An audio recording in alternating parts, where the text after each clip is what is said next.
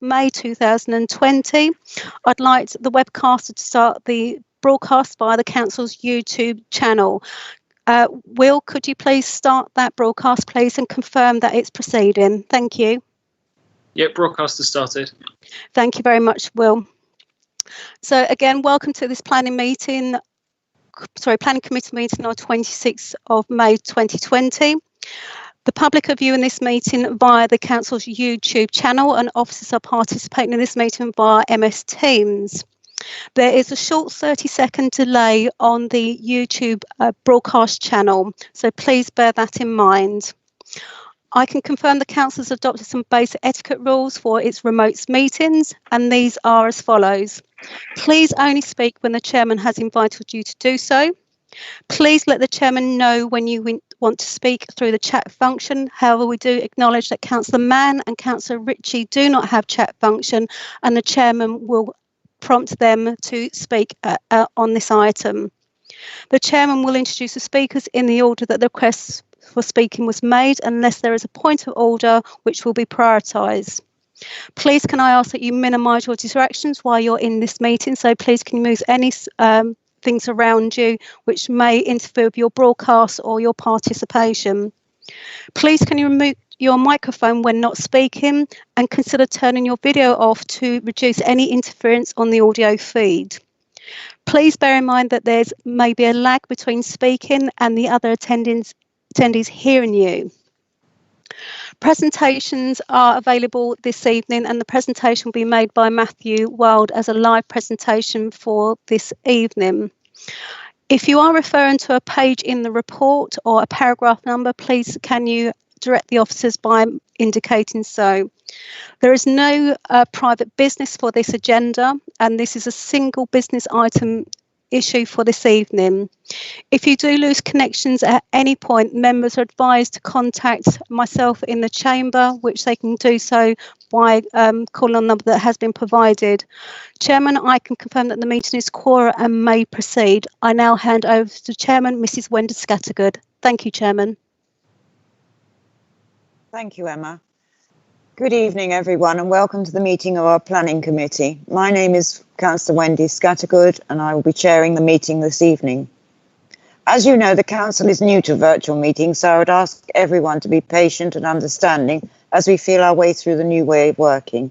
I'm being assisted by a governance officer and a meeting facilitator who will help me identify when people want to speak and manage notifications through the chat function. I obviously can't see all of you, so please let me know using the chat function. I do realise that two members cannot do this, and I will come to you in turn. When we take the minutes, silence will be an assent for this meeting. To manage this in a virtual environment, I will go through the list of participants, but I think Emma's already done that for us, so I needn't do that this evening. So I will now move on to the start of our normal business. Item 1, apologies for absence. I have apologies of absence from Councillor Unsworth, and I know that everyone else is present. Does any member wish to declare, item 2, declarations of interest. Does any member wish to declare the existence and nature of any disclosable pecuniary interest, other pecuniary interest, or non-pecuniary interest, having regard to the Code of Conduct for members?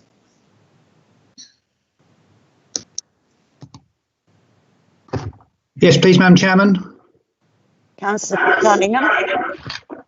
Thank you, Madam Chairman.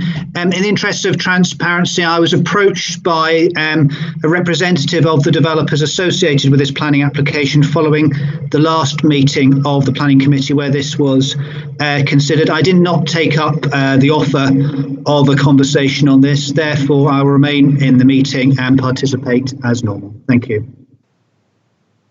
Thank you, Councillor Cunningham. Does anyone else wish to declare an interest? I have nothing on the chat, so I presume no one else does.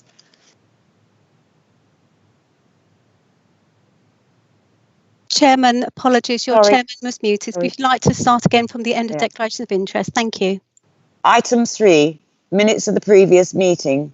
Is it your wish that we agree the planning meeting held on the 12th of May as being a true record?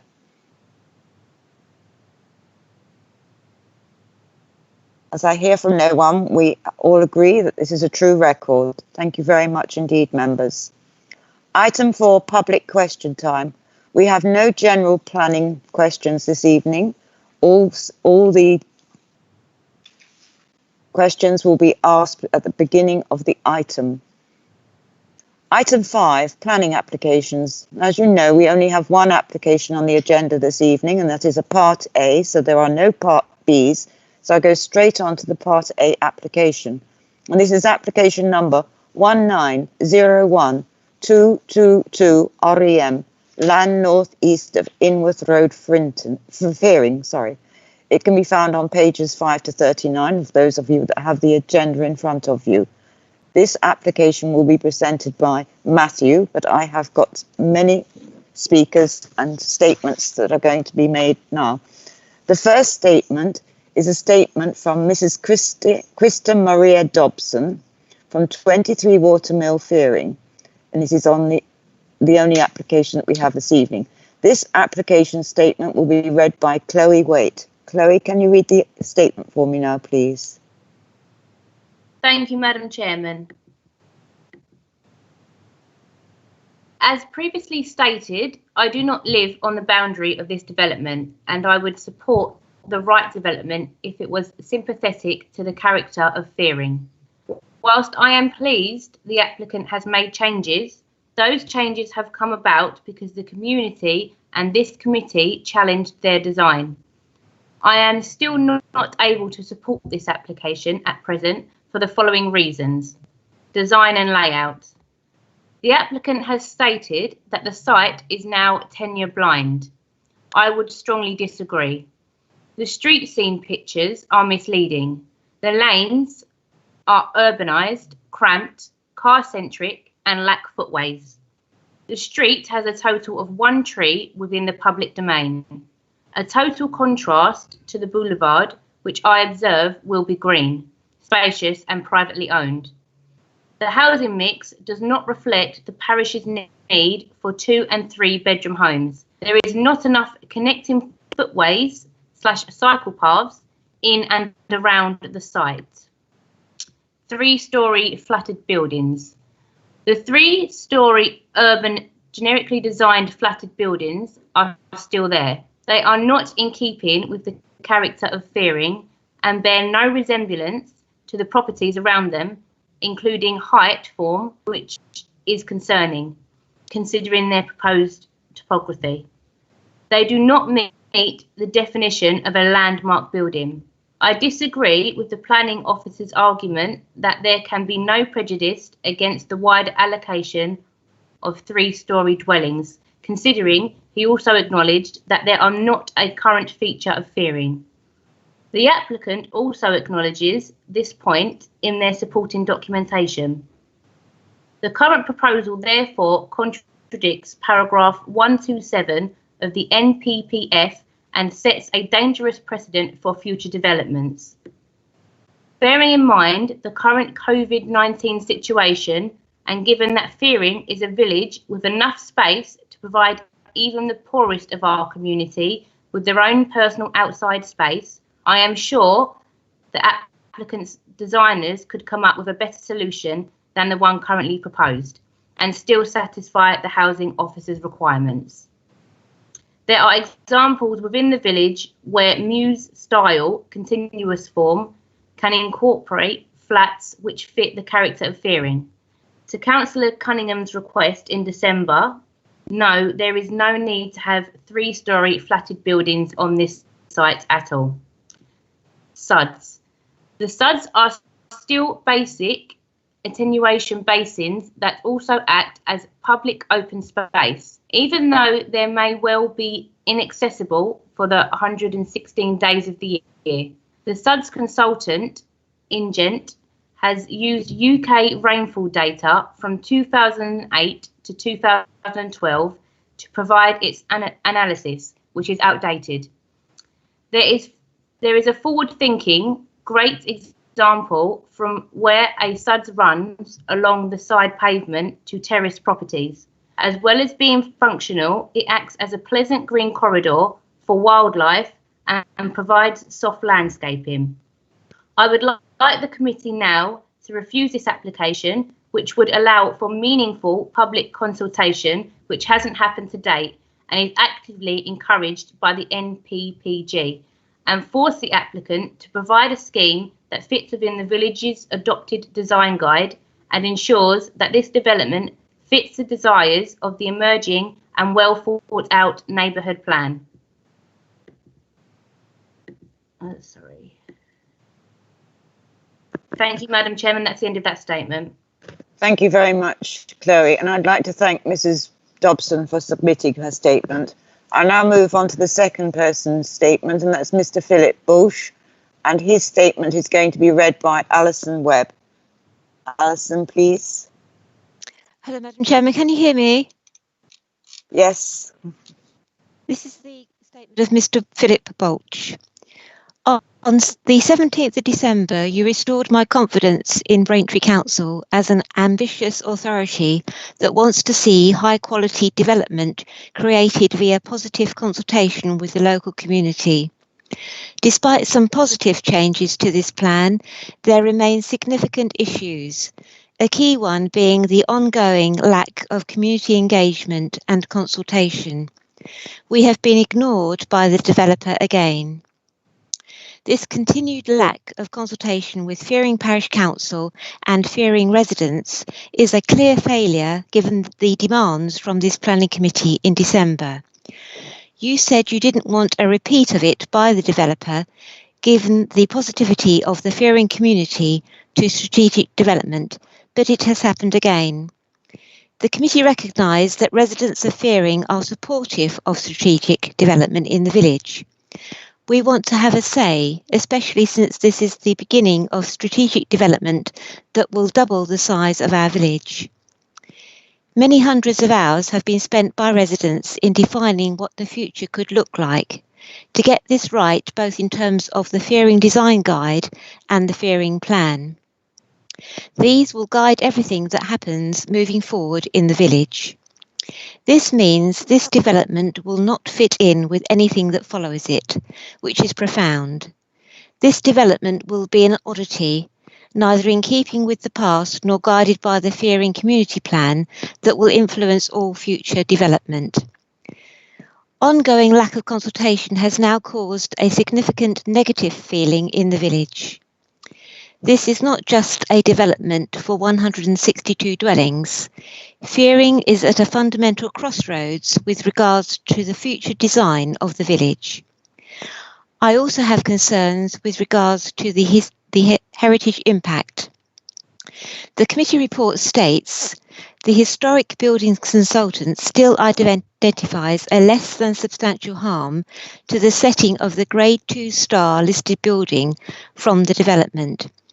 This is unacceptable, given it could have been designed with zero impact. Two 9-metre high, 22-metre wide multi-dwelling blocks of houses have now been moved 15 metres nearer the Grade 2 star property than the 12-metre flats were in the previous plan. This committee complained about the location of the 12-metre flats in December. However, these two structures are only 3 metres shorter, but 15 metres nearer in this new design. This design is therefore more impactful than the one presented previously.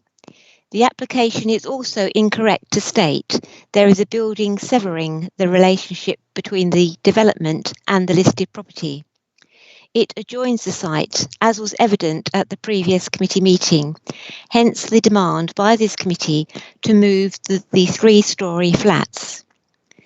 To compound this, there is a complete lack of landscaping between the development and the setting of the medieval listed building and all existing properties along Inworth Road, in fact. The scale of overlooking will be very bleak for everyone. There could have been single-storey properties moved to behind the Grade 2 star 1.5-storey cottage and landscaping provided for all existing Inworth Road residents without affecting any of the benefits of the development to the community. The housing mix, tenure and massing would have been unchanged. This could have meant zero impact to the development benefits, whilst profoundly reducing the impact to existing residents had it been designed properly.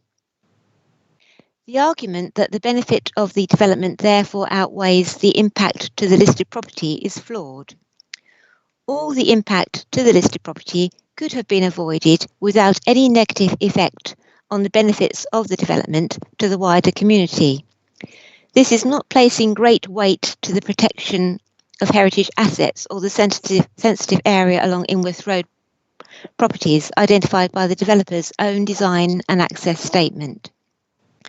The developer has not shown any interest in engaging with community or reducing the impact or providing landscaping to protect existing residents, despite countless complaints about the design. This arrogant behaviour towards a local community who have been 100% ready to embrace strategic development and the doubling of the size of their village. I urge you to continue to be an ambitious authority that wants to see high quality development created via positive consultation with the local community, not against it. This application should be rejected outright and should restart properly with engagement and consultation with the local community. That's the end of the statement. Thank you, Madam Chairman. Thank you, Alison, and thank you, Mr. Bolsh, for submitting your statement. The next statement is on behalf of Mr. Alan Stones, and he's speaking on behalf of Kelvedon and Fearing Heritage Society, and this statement will be read by Chloe Waite. Thank you, Chloe. Thank you, Madam Chairman. Statement by Alan Stones on behalf of Kelvedon and Fearing Heritage Society. On the 8th of August 2019, we objected to the monotonous and characterless layout of the original scheme and the lack of coherent linked frontages enclosing street spaces advocated by the Essex Design Guide. Unfortunately, the applicant has made only minimal changes and not fundamentally redesigned the scheme as we recommended. The government's National Design Guide promotes better designed housing and emphasises the importance of local design guides, such as the Essex Design Guide, as the basis for what constitutes good design. The NPPF in paragraph 130 says that planning authorities should refuse applications which disregard the principles of good design, taking into account local design guidance. Yet the case officer for this application claimed, in reply to a query from the local district councillor on the 2nd of March, that he regarded the NPPF in this matter as subjective, and that although the council has adopted the Essex Design Guide as a supplementary planning document, it only uses the guide's recommendations on garden size and back-to-back distances. Instead of following design guidance, officers review each design and site on its merits. The officers' report to the Planning Committee on this application does not mention the officers' views on the design quality of the scheme, whether the scheme complies with the principles of the Essex Design Guide, or whether urban design advice has been sought by officers. It merely quotes the applicant's site-wide strategy agreed without consultation in May 2019. This document states on page 63, under Design Streets as Places, the design of all streets in the development should comply with the design principles set out in the Essex Design Guide. This, the application scheme signally fails to do. Instead, there seems to be an assumption that somehow this scheme's repetitive rows of similar yet slightly different detached or pairs of semi-detached houses separated by narrow gaps in some way respect the informal character of Fearing. Policy RLP 90 of the Local Plan Review 2005 and LPP 55 of the Publication Draft Local Plan 2017 say that the Council will seek a high standard of layout and design in all developments. Instead, the design quality of this application has been disregarded by the Council and is still being disregarded by the applicant, and so we urge refusal until the applicant is persuaded to address the design issues more seriously. Thank you, Madam Chairman. That's the end of that statement. Thank you, Chloe, and thank you, Mr. Stones, for submitting your statement. The next person wishing to put in for a statement is Mr. Paul Evans, and he's speaking, or his statement is on behalf of the Ramblers. And this statement will be read by Alison Webb. Hello, Madam Chairman. This is a statement by Mr. Paul Evans on behalf of the Ramblers. National Planning Policies, paragraphs 91, 102 and 110 advocate the provision of layouts that enable, encourage and prioritise walking and cycling, both within the scheme and with neighbouring areas. Braintree Policies RLP 49, Pedestrian Networks, and the Local Plan Policy LPP 44, Sustainable Transport, also seek the provision of safe, accessible, secure and direct pedestrian routes, both within new developments and within the wider network. Pedestrian connection through the site is missing. The approved site-wide strategy, SWS plans, include a pedestrian footpath connection through the site from Fearing Public Footpath 18, past the two areas of public open space, through the development to the site boundary with Ridgeons and the police houses, and potentially on to London Road and the bus stops. This footpath link is missing in this REM application, except for a short stretch leading to a dead end at the site boundary between plots 138 and 137/136. It is requested that the plans are revised to include this link, which will encourage walking rather than car usage for short local journeys. Improved connection with the wider network, realignment of footpath 13. The link to Fearing Public Footpath 18 enables pedestrian access to Inworth Road. Fearing Public Footpath 13 continues from Inworth Road to Fearing Hill, and so to Kelvedon Railway Station and the facilities in Kelvedon. At present, these footpaths are offset at Inworth Road, with no walkable verge along the narrow and busy Inworth Road at this point.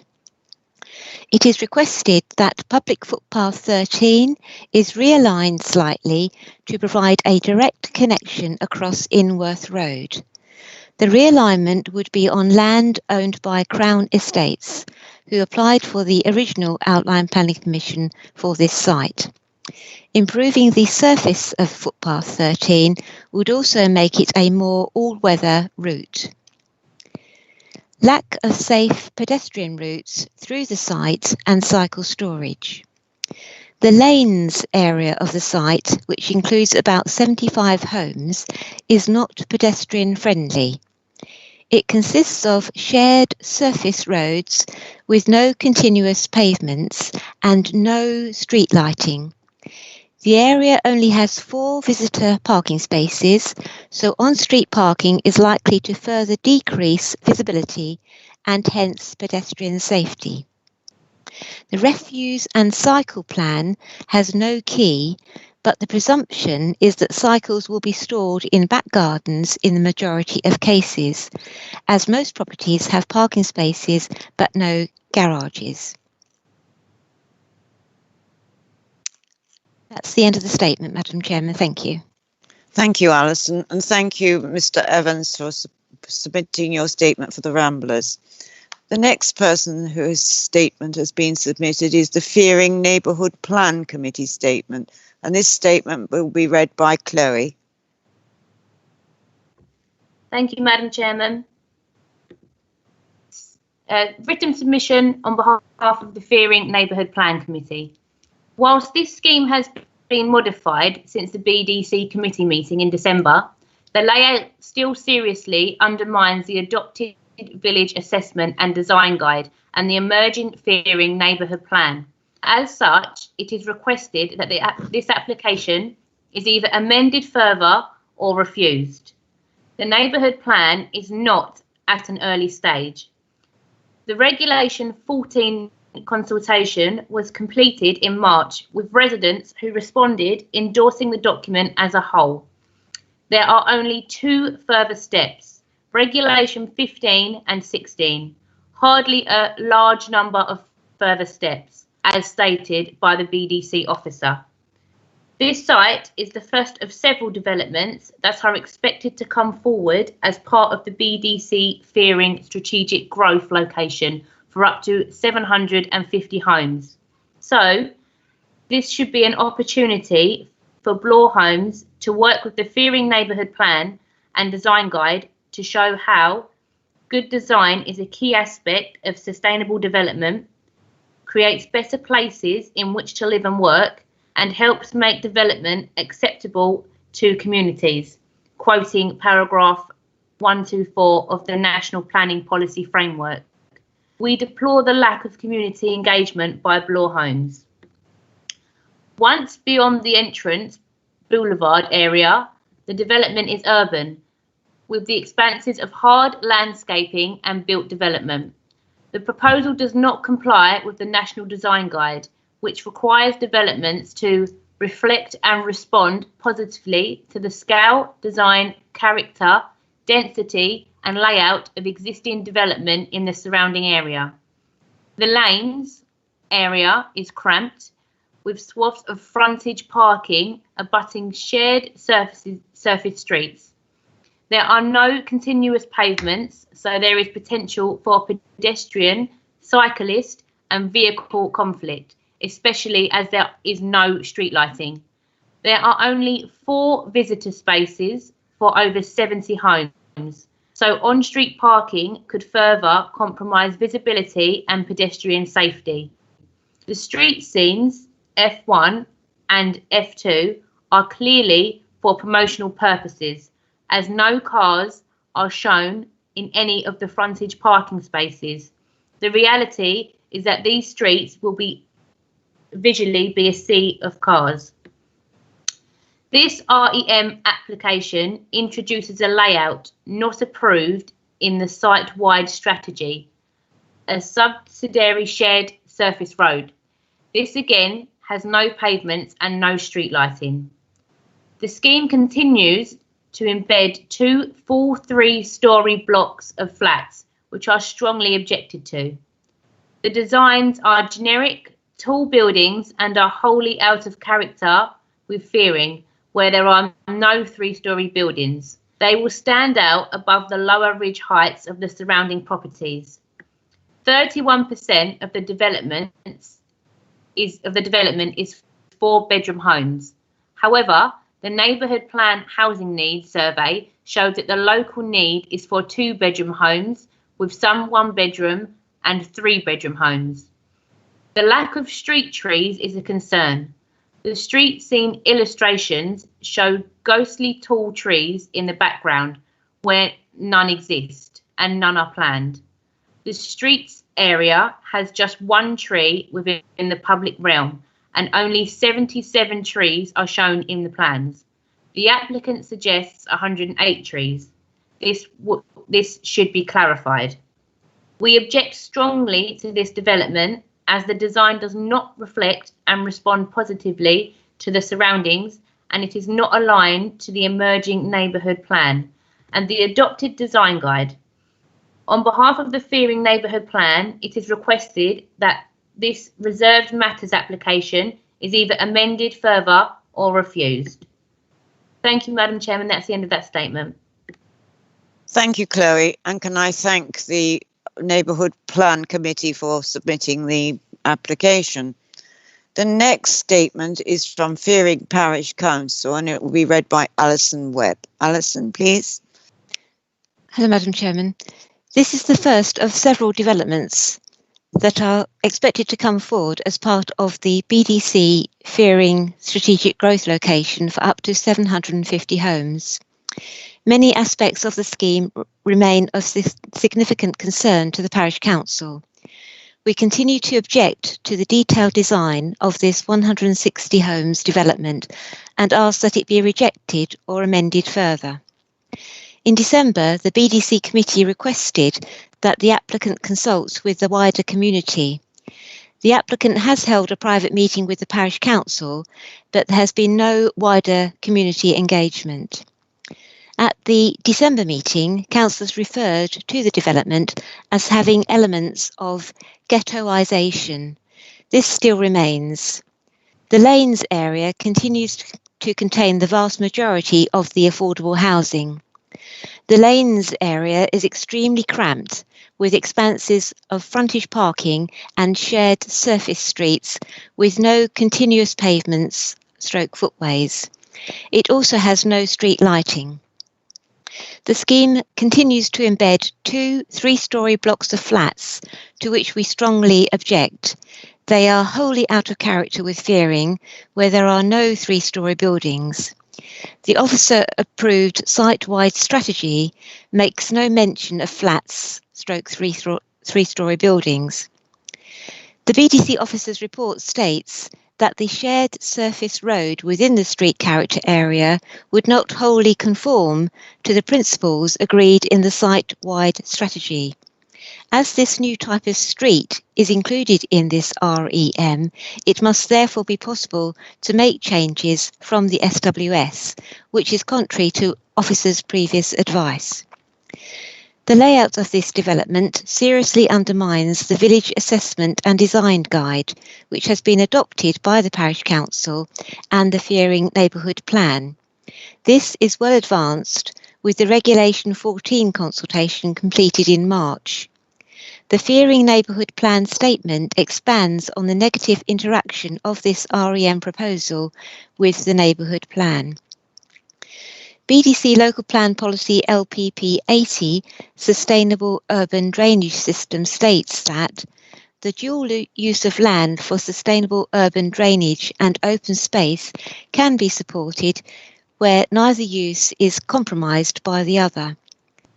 We remain unconvinced that these attenuation basins are safely usable as public open space, as per Policy LPP 80, especially the basin immediately adjacent to the children's play area. The drainage plans show a basin depth of 2.38 and 2.408 metres. Also, for 32% / 116 days of the year, the basins would be wet. The applicant's data of an average of 115.5 days of rainfall per year for 1981 to 2010. In summary, we do not consider that the changes since the December Planning Committee have gone far enough to address previous concerns and to deliver a development of a quality suitable to be taken forward for the wider strategic site. Fearing Parish Council therefore request that this application is either amended further or refused. That's the end of the statement. Thank you, Madam Chairman. Thank you, Alison, and thank you to the Fearing Parish Council for submitting their statement. The next person who has submitted a statement is Councillor Robert Mitchell. He's the Essex County Councillor for the Braintree Eastern Division, and his statement is going to be read by Chloe. Chloe, please.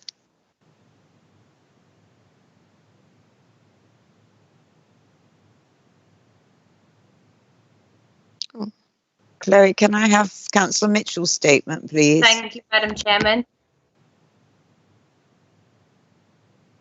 Statement on behalf of Essex County Councillor Robert Mitchell.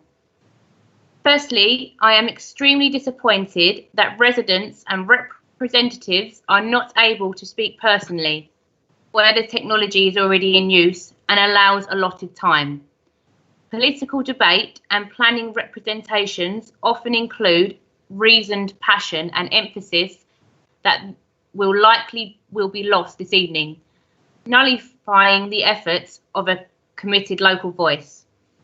Just as I made comment in December, I do so now as a neighbour to this proposed development, reminding current members that I was BDC councillor for this ward for the 16 years prior to last May.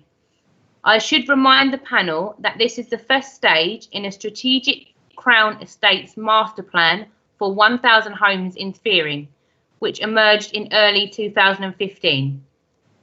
More than doubling the size of this village of of 850 homes.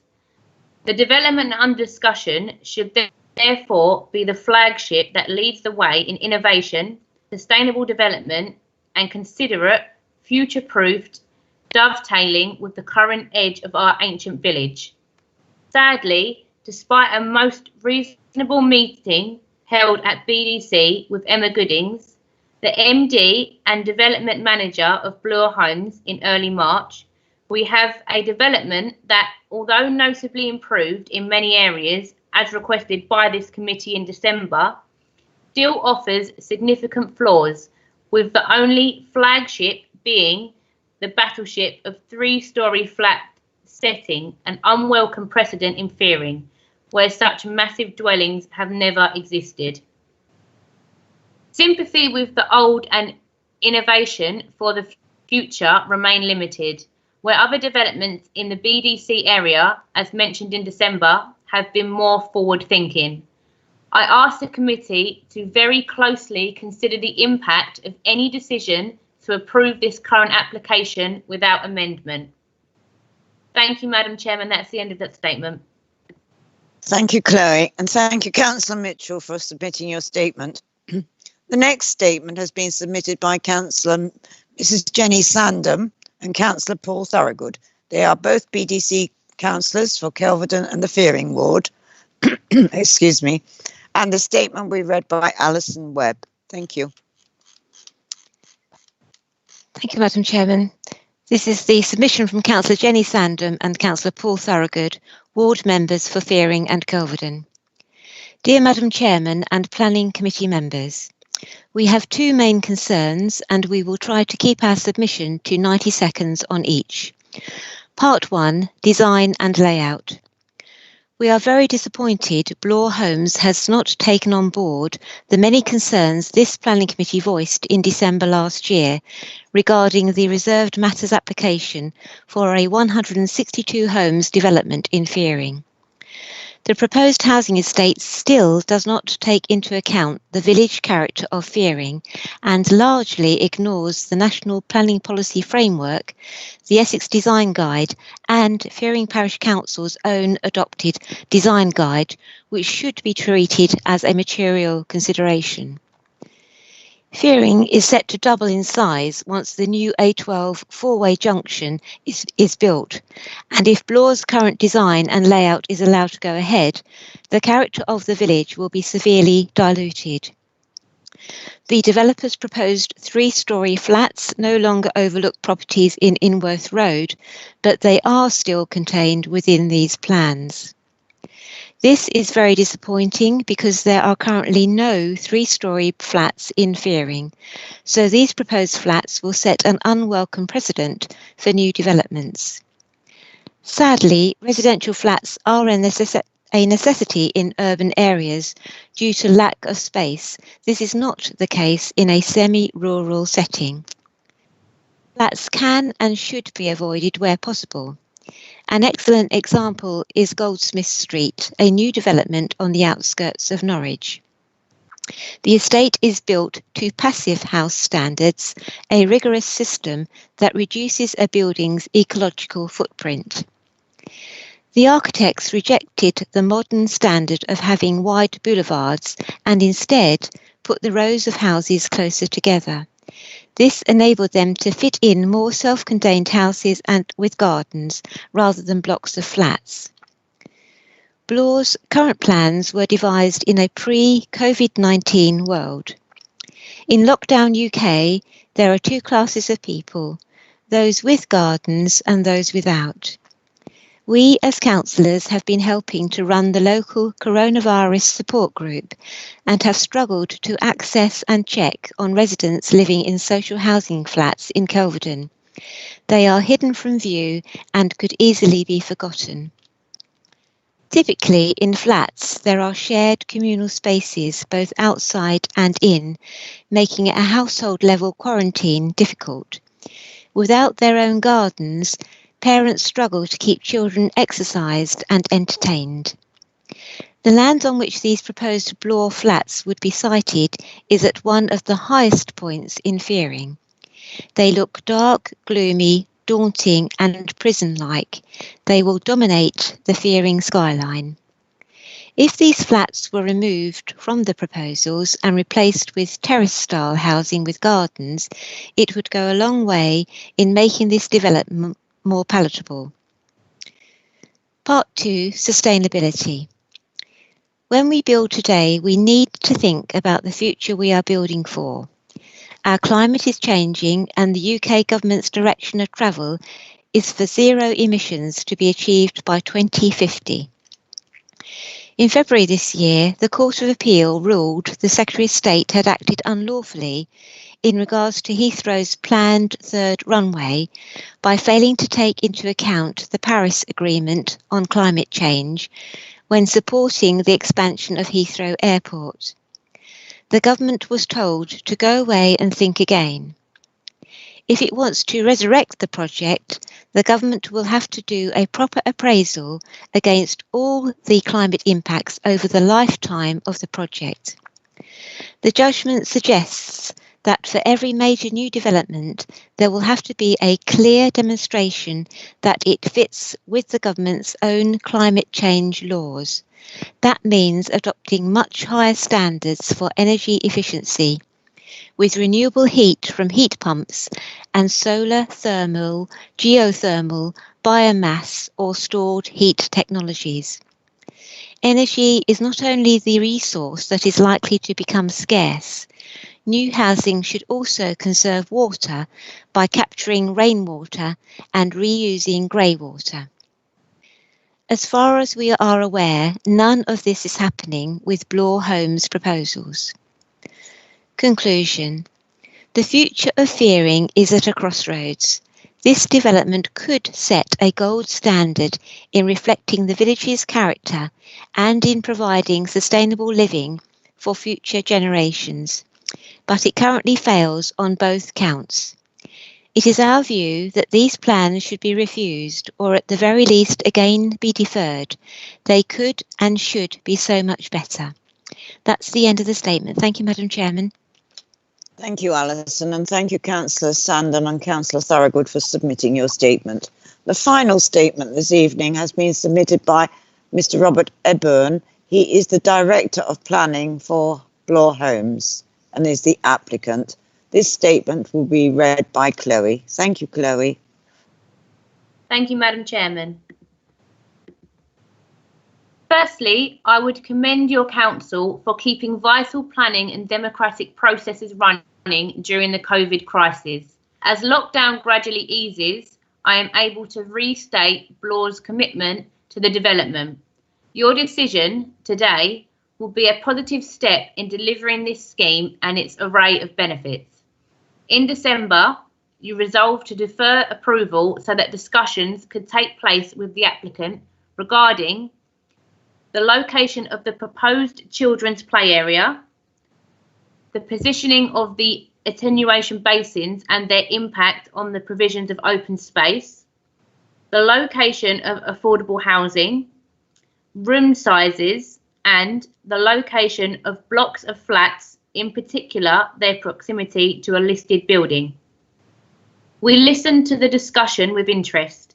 Meetings took place with planning officers, design officers, and with the parish council and other interested parties prior to the current social distancing regime. This listening exercise has led to revisions to address your criticisms and to bolster the design and green credentials of the development. The result is an improved scheme deserving of the favourable recommendation of a well-reasoned committee report. The equipped play area and sustainable drainage features have been re-engineered. The drainage areas are shallow grassed areas which provide fully usable public spaces as part of an interesting and biodiverse landscape strategy. These open spaces meet the Section 106 legal requirements which promote planning of open space shared with shallow basins and sets out the total area to be provided.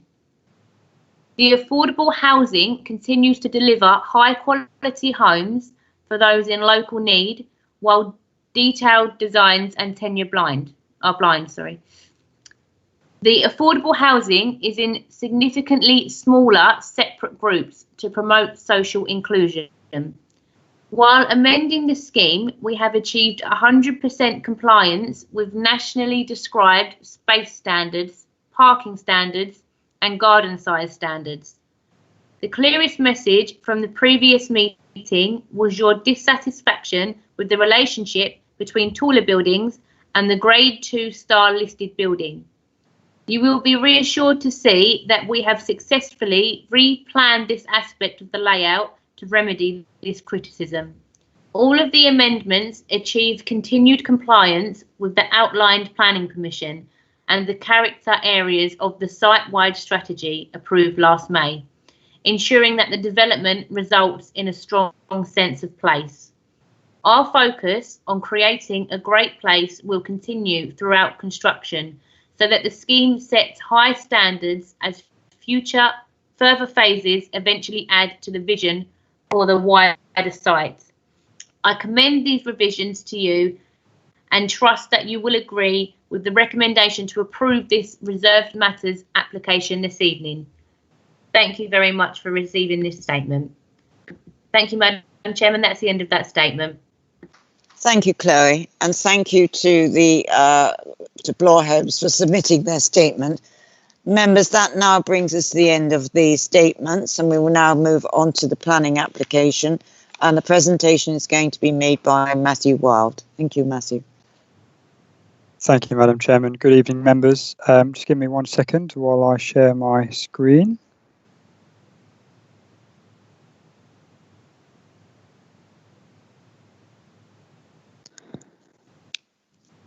Okay, you should all now be able to see my screen.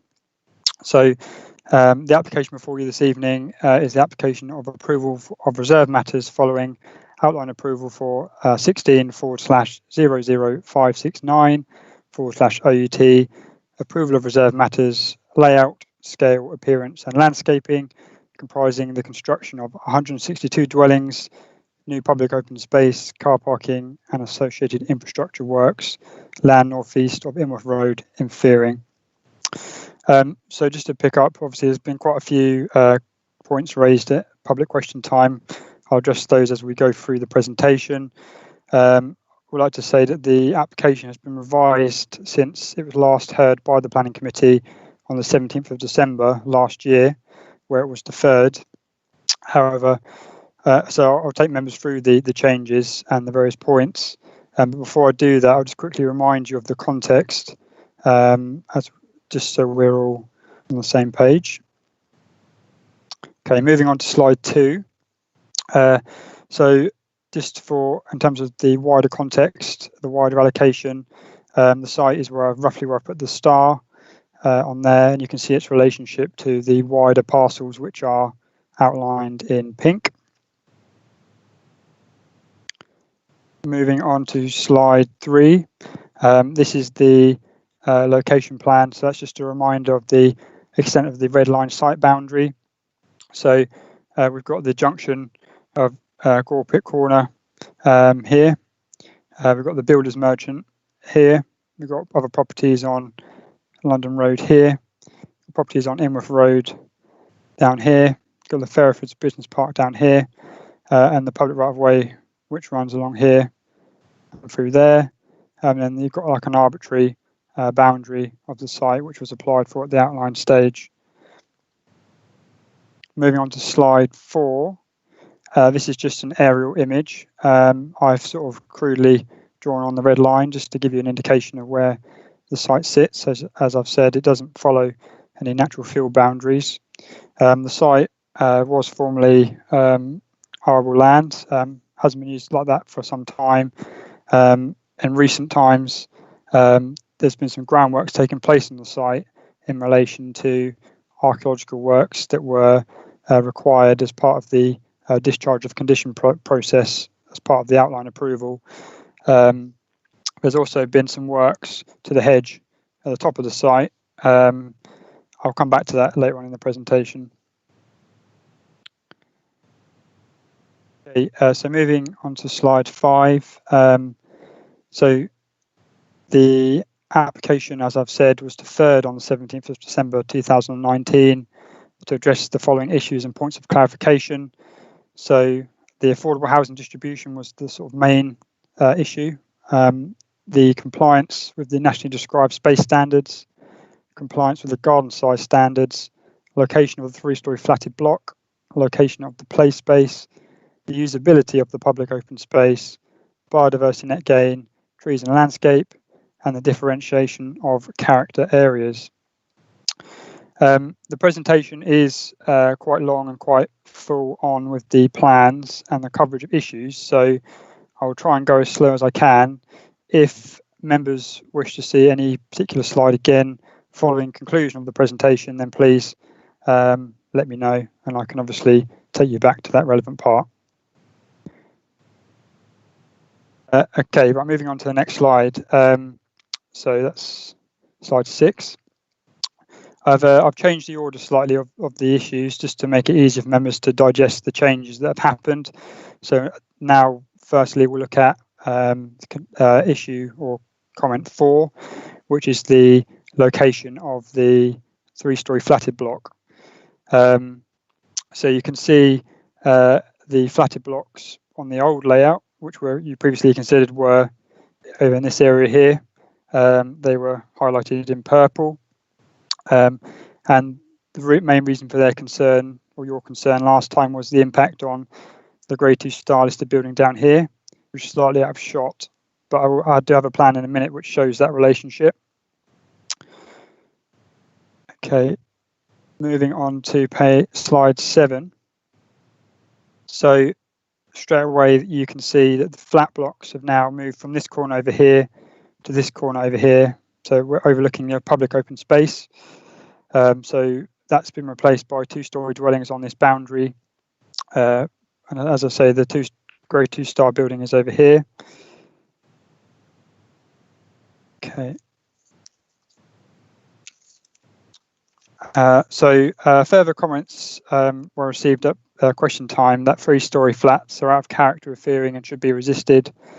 It is considered, however, that a small amount of 3-storey development is appropriate here, and actually the full justification for 3-storey development of a small nature is set out on the bottom of page 25 of the officer's report. In any case, the principle of 3-storey was not something which was resisted at planning committee on the 17th of December. Okay, so you'll see that there. So moving on to slide 8. So this slide illustrates the relationship with the Grade 2 star listed building, which is here, and the position of the 3-storey flat blocks. You can also see the visibility study here. The red being the height of the 2-storey dwelling houses, which would be replacing the 3-storey dwellings. And although they're closer, they are noticeably lower in height. So the impact is reduced, and the historic buildings consultant no longer has an objection to the location of the 3-storey flatted block. She still raises a low level of harm from the residential development of the site in general. However, at the outline stage, residential development of the site had already been granted. So while we have to take these comments on board, obviously that is a material consideration. Okay, moving on to slide 9. So another comment members made was in respect to the character areas of the site. There's been some discussion about that in the public question time as well. So this presentation aims to be a bit more detailed in terms of the exploration of the different character areas and crucially their compliance with the approved site-wide strategy. The relevant sections of the site-wide strategy will be in the top right-hand corner as I take you through the slides with illustrations of the different areas on the left. As a reminder, there are 4 different character areas which are defined not only by appearance, but also hard and soft landscaping, as well as boundary treatments. The key features in the character areas were derived from the need to provide the building blocks to be transferred to the remainder of the allocation, but also take cues from the existing developments in Kelvedon and Fearing around house detailing, parking, materials, etc. Okay, so moving on to slide 10. So this is the first character area, the boulevard. So as I've said, the illustration is the bigger image here, and the extract from the site-wide strategy is on the top right-hand corner. So the boulevard entrance comprises the entrance to the development. It's a wide road with a cycle path on one side and a normal footpath on the other side, with matching long life trees at various points. The entrance is wide and the houses are set back from the road to assist with the sense of arrival to the development, as you can see. This boulevard will effectively be the main spine road which serves the remainder of the wider allocation and will likely be a bus route in the future. The houses in this area are predominantly brick, detached and larger with mock Tudor detailing. This kind of detailing is found elsewhere in the village. Hedges define the public realm boundary opposed to any other form of enclosure. So the boulevard, in terms of its road form, is perhaps the most different area compared to the remainder of Fearing. However, the actual house types and details contained within it are not untypical of Fearing as it currently exists. For example, large attached houses, the mock Tudor detailing. As previously stated, the size of the boulevard is required as it is proposed, as it is to serve a large number of houses coming forward in the wider allocation at a later date. So that's that. Moving on to slide 11. So we're moving on to the street hierarchy. And again, you can see the illustration and also the site-wide strategy extract in the top right. So this is the second tier of the areas. It contains a more traditional 5.5 metre wide road with 2 metre footpaths either side, which is quite commonly found on other estate development. It does contain one area of shared surface, which is in here, but the way that the layout has been designed is not to promote vistas along this route. It's almost kept as a secondary route as one traverses through the site. You can sort of see that in the illustration here. In terms of the houses, they comprise a mixture of housing types, detached and semi-detached, with a mixture of brick and render. Parking would be at the side of these properties in tandem, while the front gardens of these properties would be defined by high quality railings. These are not found elsewhere on the development, as you can see, and you can see these railings on the illustration.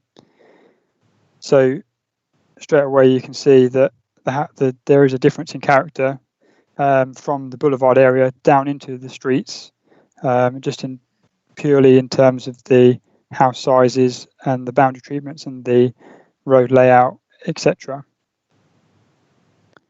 Okay, moving on to the lanes character area, slide 12. This is the third level and comprises a tertiary road network with predominantly shared surface roads and parking at the front of properties. It comprises mainly terraced and some semi-detached properties. The elevations only comprise different shades / types of brick and have low brick walls to define most of the frontages. So we don't have any render in this area, nor do we have any railings. And obviously you have the shared surface. Trees and strips of landscaping are planted every 4 car parking spaces in this area, as you can see on this extract here, to break up the car parking in accordance with the principles agreed in the site-wide strategy. Okay, moving on to slide 13. So this is the final character area, the green lanes.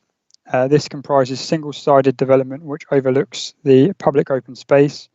It primarily contains detached houses, of which a large number are 2.5-storey to frame the central space. This is also now where the flatted blocks would be located, as illustrated here. The houses in this character area introduce a mixture of brick and weatherboarding, which is not seen elsewhere on the development, as I've shown you. And the apartment buildings now sit more comfortably in this area. The front gardens in this particular character area are not defined in any of the similar ways as the other character areas. So just to sort of wrap that up, that section, while there hasn't been much change to the character areas, they are a result of taking local cues from Kelvin and Fearing, but also responding to the approved site-wide strategy, and in officers' opinion, will provide the building blocks for a successful wider allocation to be modelled on once that eventually comes forward for development. There were quite a few public question comments about the design and the layout of the site, stating that it isn't sufficient quality, doesn't follow the Essex Design Guide explicitly, etc. I think for members' benefit, it's important to remember that the point of these documents is that they are guidance documents. So when obviously officers consider applications, we have to consider them each on their own merits and determine where it's best appropriate to ensure the compliance with the various different guidance documents. With this site, there are a number of factors, as I've discussed, which mean that following the Essex Design Guide explicitly wouldn't be appropriate. But what we have done, as I've said, is, or as I will say, is secure garden sizes in accordance with standard and back-to-back distances.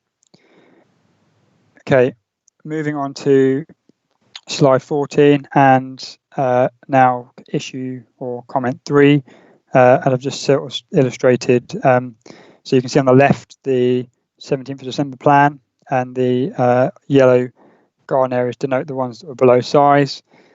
The version that members are looking at this evening is all green because all of the garden sizes now comply with the Essex Design Guide. Okay, moving on to the slide 15 and issue 1, which is the affordable housing distribution. Now, on the next slide, I've got a better plan that shows it, but I put these up here for comparison and tried to make them as clear as possible. But the red dots denote the affordable rented tenure, and the blue dots denote the shared ownership tenure. So on the 17th of December plan, you can see that there was clustering sort of in this long line at the bottom of the site, clustering here and some clustering up here as well. So now the developer has actually sought to break up these clusters more into 3 different areas with more market dwellings interdispersed between the groups of affordable housing. So you can see that the market dwellings are here. There's not such a continuous line of affordable housing anymore. And actually up here, you can see that some of the affordable housing has actually gone into the street area as well, whereas previously it wasn't. So moving on to slide 16, just to sort of show that in a bit more detail, a bit clearer. So the green is the market dwellings, the red is the affordable rented, and the blue is the shared ownership. So I think one point to note as well is that the affordable housing has been designed to be tenure blind. So an extract from the street scenes has been provided, which shows the difference between the affordable rent and the private ownership, showing that there is very, very minimal difference. I know one of the points that members raised at the last planning committee was the desire to see pepper potting of affordable units. And obviously I've covered this in the report, but I'll just briefly go through it again. In practice, pepper potting isn't something that, certainly in my experience, has been secured. This is because of management difficulties for registered providers. Obviously, a registered provider has to take on the affordable housing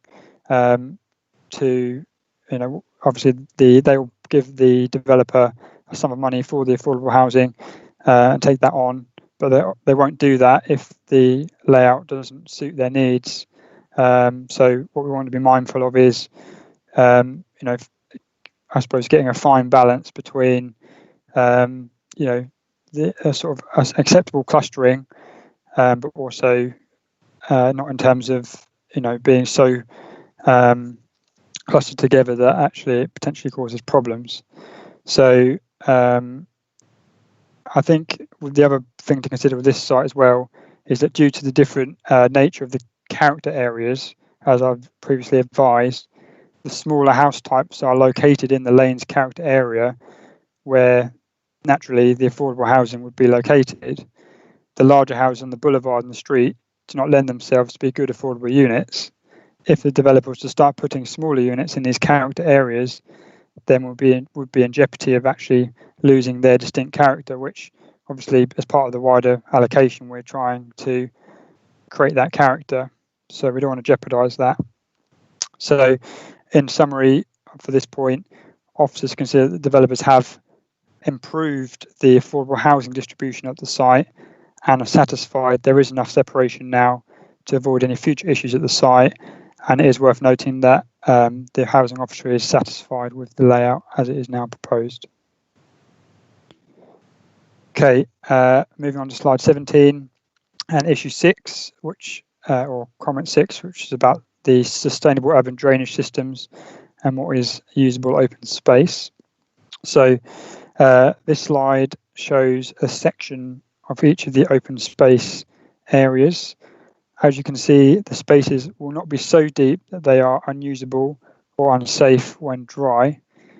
Due to the average rain in East Anglia, the SUDS area will be completely dry for over 2/3 of the year. They're also designed with climate change in mind, so are effectively future-proofed. Moving on to slide 18. So this slide shows an example of another SUDS feature in the picture. This is elsewhere in the country.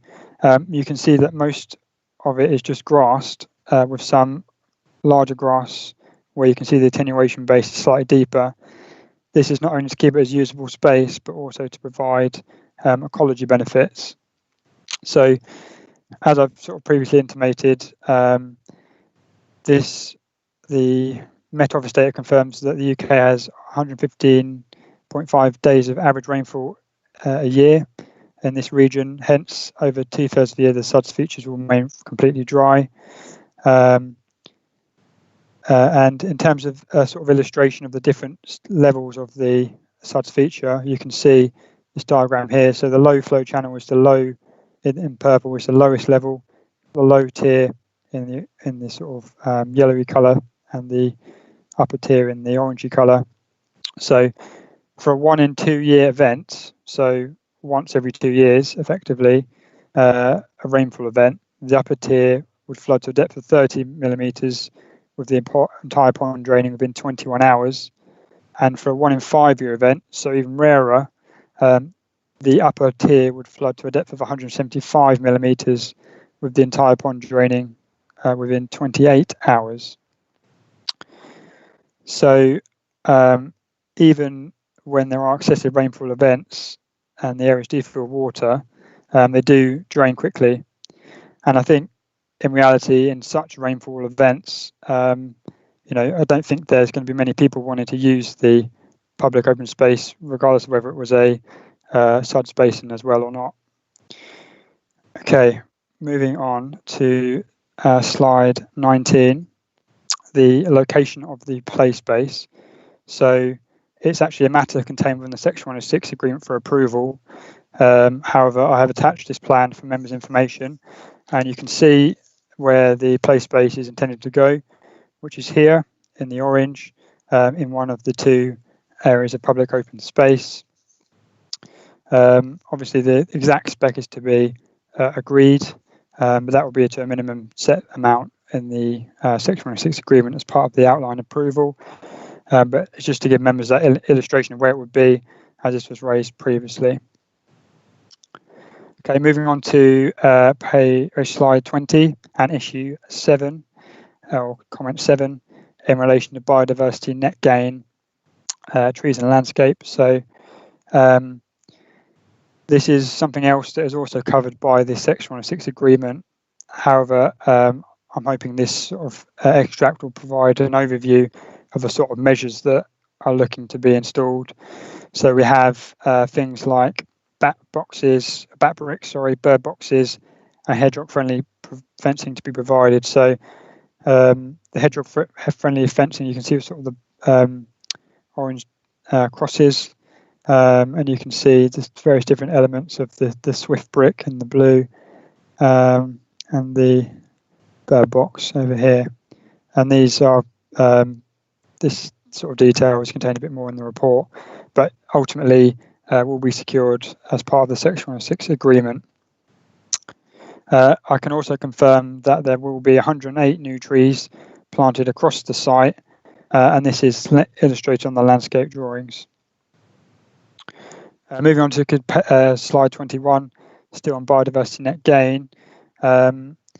So as part of the landscaping proposals, the hedge at the front of the site, which I referred to earlier, will effectively be replaced by a new hedge, which is slightly further back, as illustrated in the image here.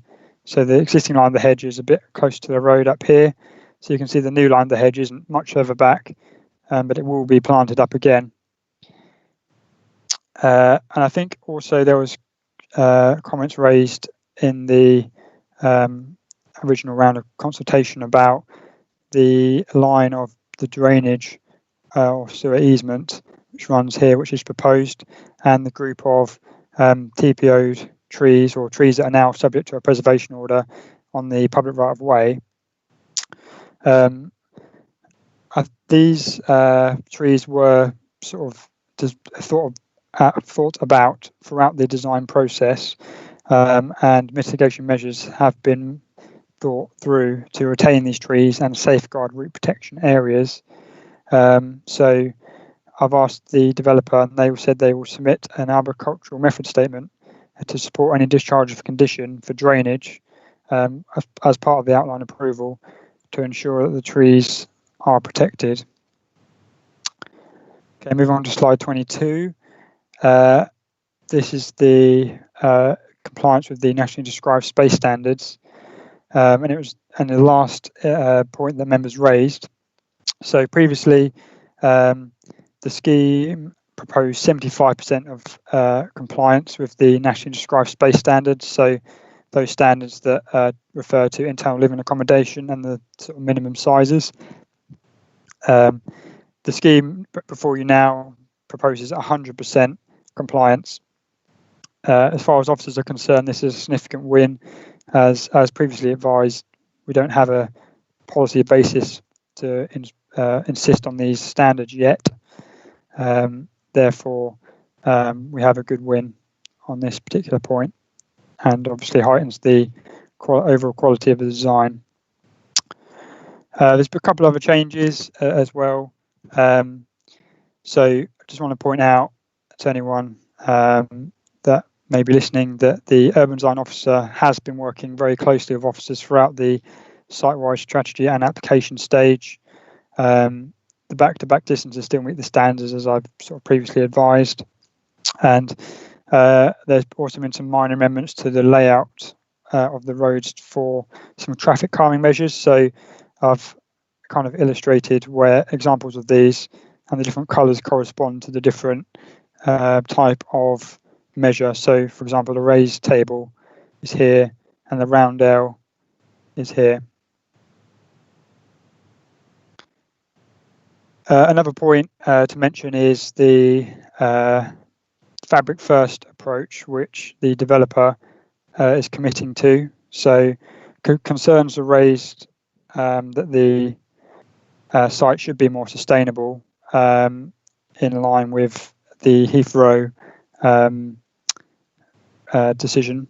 I think with this case, there is no obligation for the developer to do anything other than what they're required to do under building regulations. The government, as we've sort of previously advised members, has stripped away planning powers to assist on sort of codes for sustainable homes and other things like that, which did secure a better quality of sustainable development.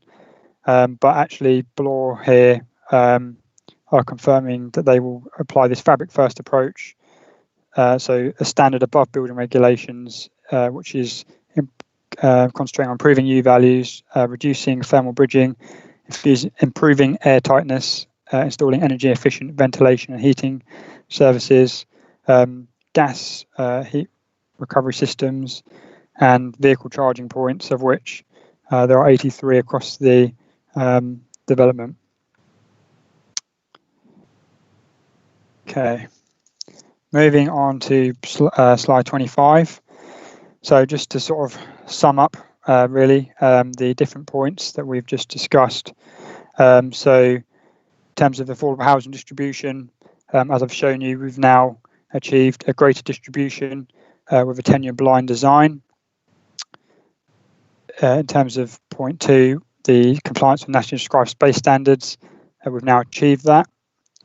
Point 3, compliance with the garden size standards, we've also achieved that. Point 4, the location of the 3-storey flatted block. This has now been moved, as you've seen, and consequently the heritage impact has been reduced. Point 5, the location of the play space. It's been identified indicative on the plan for members' benefit, but is subject to the Section 106 discharge process.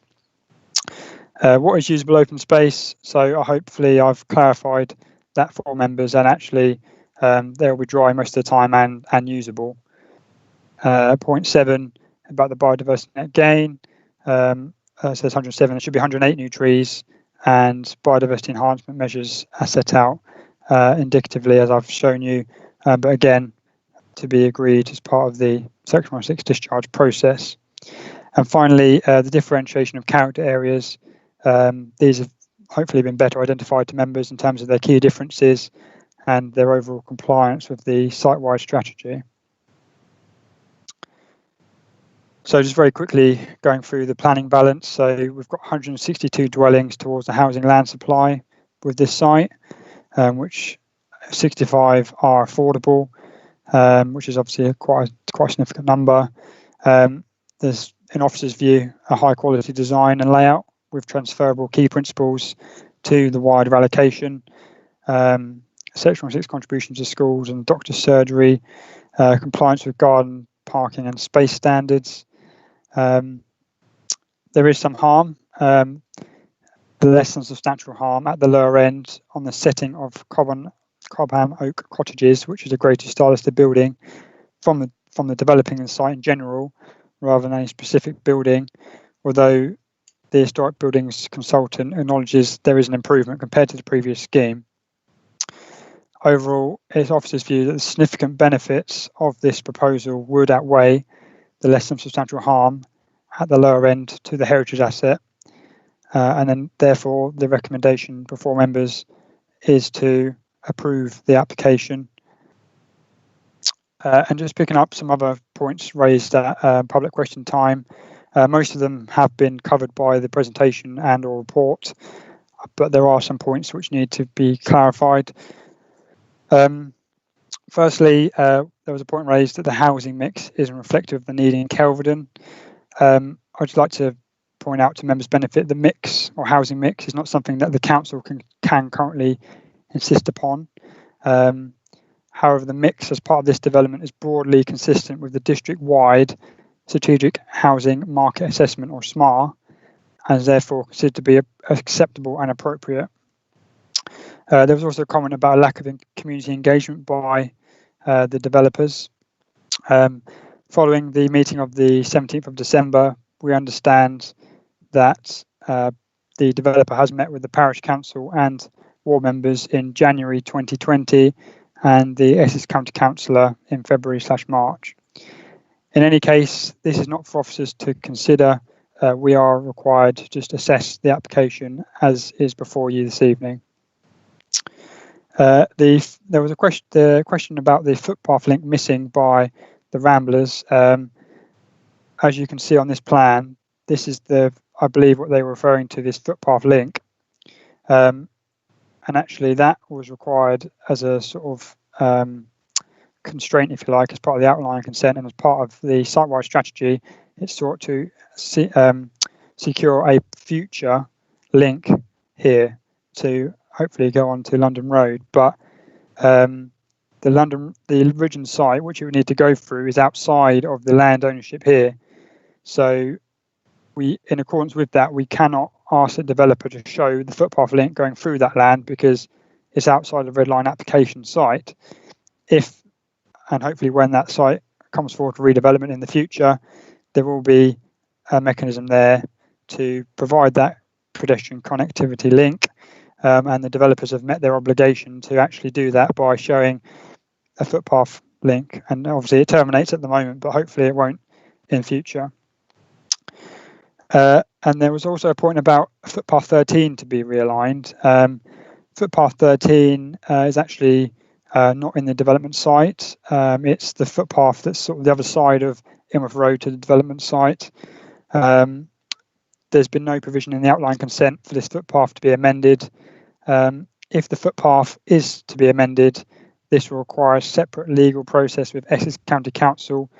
Therefore, it's not a matter which can be considered as part of this reserved matters application tonight.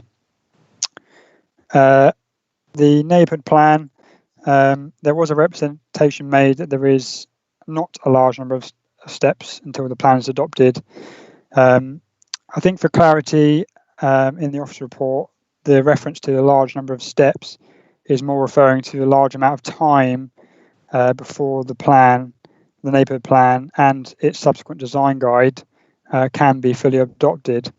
So just to update members where we are with that, it finished its first round of public consultation on the 29th of March 2020, and I understand policy officers are yet to have received a copy of that following any amendments that were required from the public round of consultation.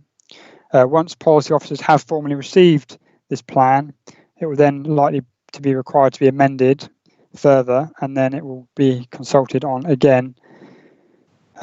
After discussions with policy colleagues this afternoon, in the best case scenario, the neighbourhood plan will not be able to be fully adopted until May 2021, but with revisions, likely revisions and turnaround times for amending the plan, this potentially might be longer.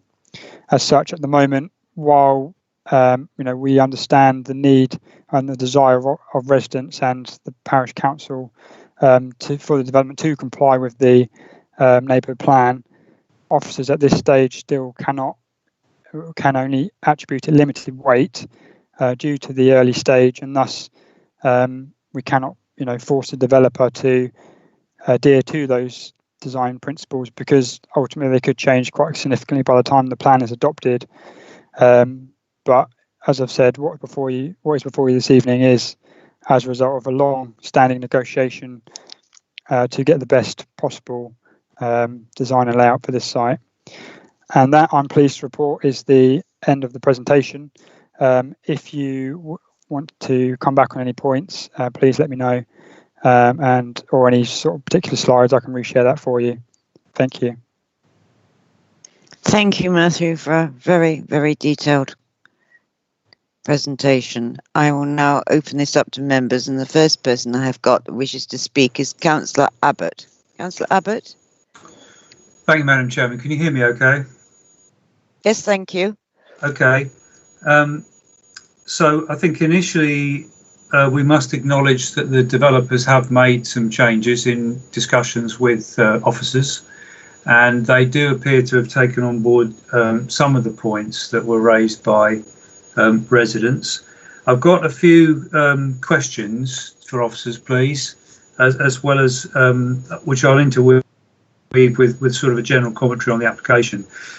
As officers may be aware, the developers have written to members separately, and in that they state that they are now going to install retention systems for heat from wastewater, electric vehicle charging, which I think the officer referred to, and also solar panels.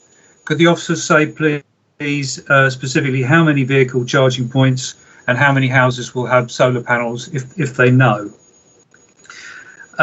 Sorry, Madam Chairman, to have to raise it again, but yet again we have an application for a significant development with no lighting plan presented to us. Can I ask officers again why this is not being picked up at validation?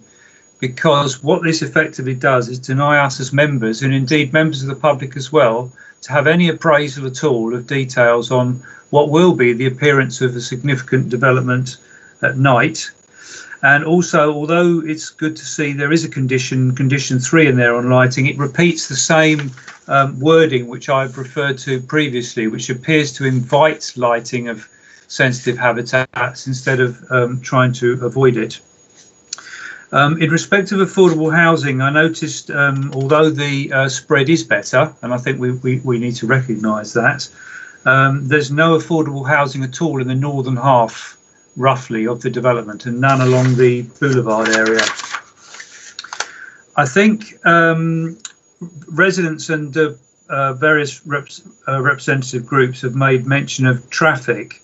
I just wanted to be clear, although I accept this is a Reserved Matters application, has there been an assessment of the cumulative impact of this development as well as other housing developments granted in Kelvedon and Fearing? And the junction I'm particularly thinking of is the one with the road that goes down to the railway station, near where the shops are. Has that been assessed for the cumulative impact? I also think there's still issues around the design. I think it's better slightly, but I think there is still an issue with the density and overall lack of ability to be commensurate with the village character.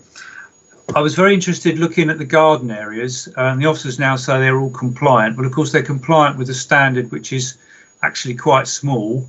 If you compare those proposed gardens with the gardens of the houses that back on, I would estimate they're around 80 to 90% smaller than the gardens, which, okay, may be generous of the houses that back on. But I think, as Councillor Sandham was saying, you know, gardens are now a particularly important issue. Although they meet standards, they're not that large. And then the final point I had was this, which I know I laboured at the last meeting, but I'm afraid I'm going to do it again, which is this issue of the play area and the attenuation basin. Now, the developers, again, have written to members to say that the play area is now fixed. Can officers confirm that? Because in the report, that's not what it says. It says, page 27, the exact particulars of the play space and the location will be secured through section 106. So is that correct, or is what the officers said correct when, sorry, the developers said correct where they show a plan? As regards the attenuation basin being usable play space, I'm afraid I just simply don't buy that one. As has been pointed out, it's at significant depth, over 2 metres, I believe, below the local ground surface. The numbers that have been used on rainfall are, of course, won't necessarily take into account very significant individual rainfall events. But the point I wanted to make on that is, even if the water drains away, that doesn't mean the space is usable. Anyone who knows anything about open spaces knows that if they become very wet, even once the surface water's gone, they can remain unusable because they're slippery and muddy. So I just think, as I can't remember which one it was, there was a representation which showed a photograph, a very good photograph of a separate attenuation area, all nicely planted up. I just think that the attenuation area ought to have been completely separate from the play area and designed as such, and the two shouldn't have been merged. Thank you very much, Madam Chairman. Thank you, Councillor Abbott. I think before I move on, I get Matthew to answer some of those queries before we open up. And Chris, you wish to? I'm going to Chris first then. Thank you.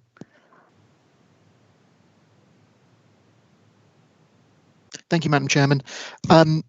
Yes, I just thought I'd come in on a couple of those points first raised by Councillor Abbott, and then I will hand back to Matt to answer a couple of the more detailed ones. So just starting with the point that was raised in relation to traffic and highways impact. As Councillor Abbott has alluded to, this is a Reserved Matters application. Outline consent has been granted, and as part of that outline consent, we have considered the cumulative impact of the traffic generated from this proposal alongside other developments which are planned. So further developments that would come forward in the future in Fearing will need to be assessed on their own merits, but in terms of the outline consent, that's a matter that's been considered and addressed at that stage. So it's not something this evening that, in terms of that cumulative impact, either on the local road network or the strategic highway network on the A12, that's a matter for consideration this evening. So I just wanted to clarify that point, but to reassure, that has been previously looked at the outline stage, and Essex County Council were involved in those discussions as the relevant highway authority.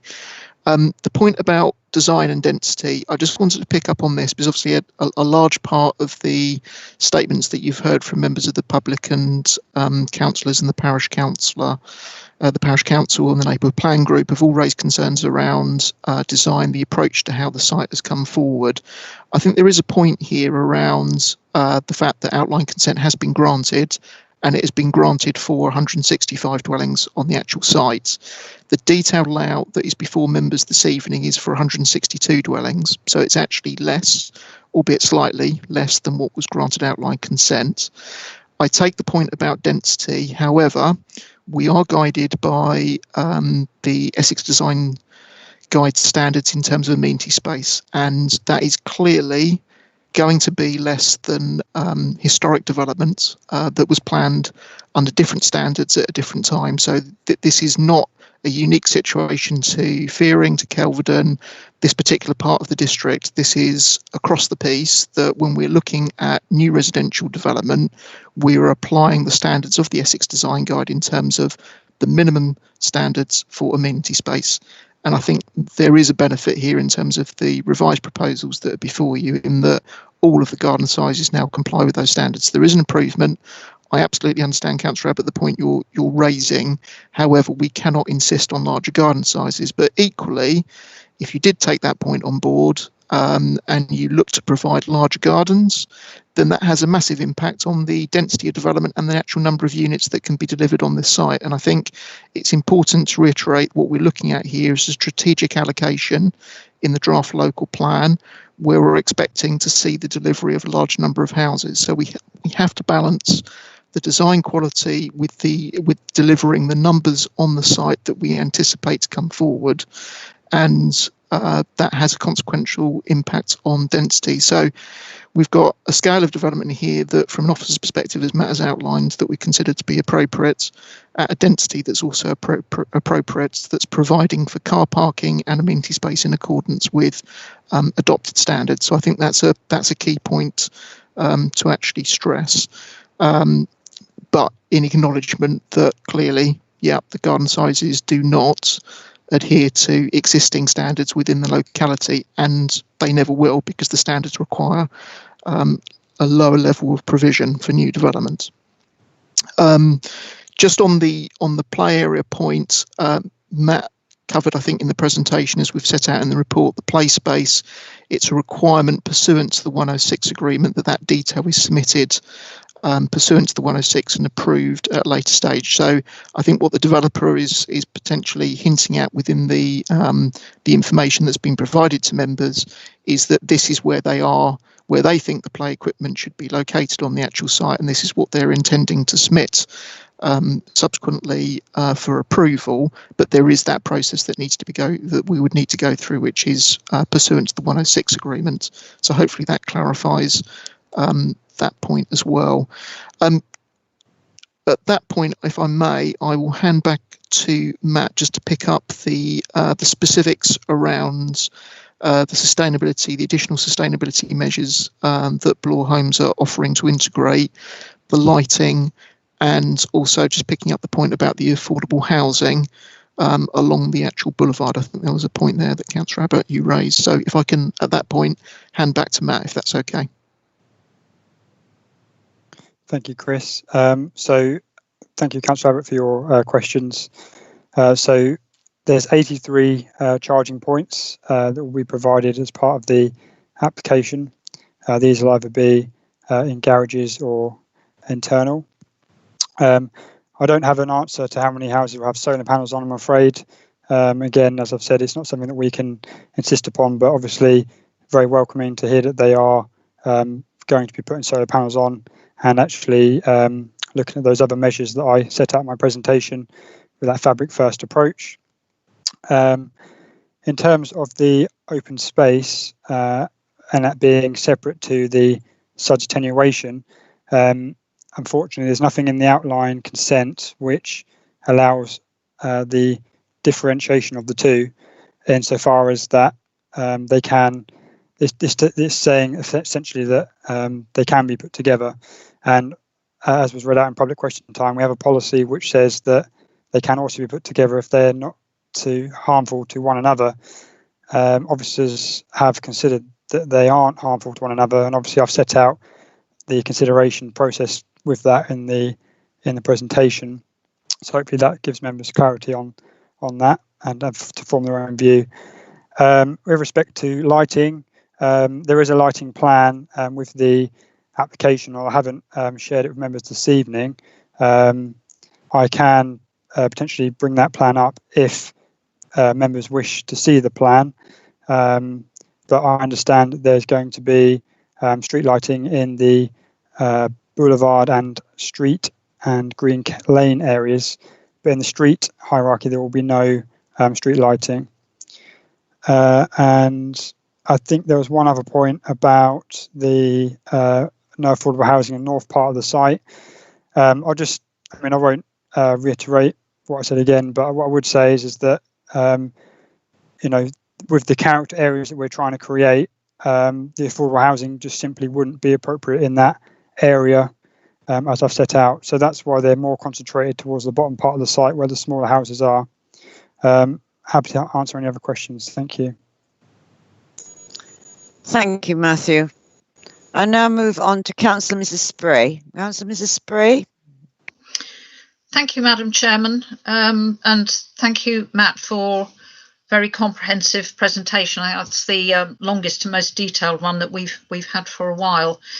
I do accept that Blore Homes have made considerable efforts to meet the improvements and look at the points raised by the Planning Committee when we had this before us. I realise that there are still some quite strong concerns, and these have been raised by speakers today, in particular by the Parish Council and the Kelvedon and Fearing, I think it's Heritage Society, and especially concerns around the blocks of flats, the 3 stories. Now, I appreciate that there are currently no 3-storey buildings within the village, but I think it also has to be recognised that there are further developments to come forward in the not too distant future, probably, and it's a fact of planning that by refusing 3 stories here on this site, it will likely prove an obstacle to introducing it later on at a next application. Now, although I realise that might please some people, it doesn't actually accord, I don't believe, with good planning practice, because we'd in effect be blocking future design. So I take the planner's points on that. And I think it's also worth repeating, I know it's been said certainly by the officer this evening, that actually what the Planning Committee queried before, and the reason this has come back, was not the 3-storey itself, but where they were going to be placed. So if I look at page, and just bear with me, Madam Chairman, because I need to find it. Page, bottom of page 25 and the top of page 26 of the agendas, which refers to the 3 stories. The top of page 26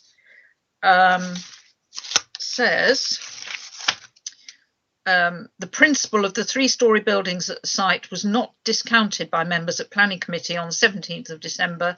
They did, however, raise concern about the close proximity and subsequent impact on the Grade 2 listed building Cobham Oak Cottages. That is what we asked the developers to go back and look at.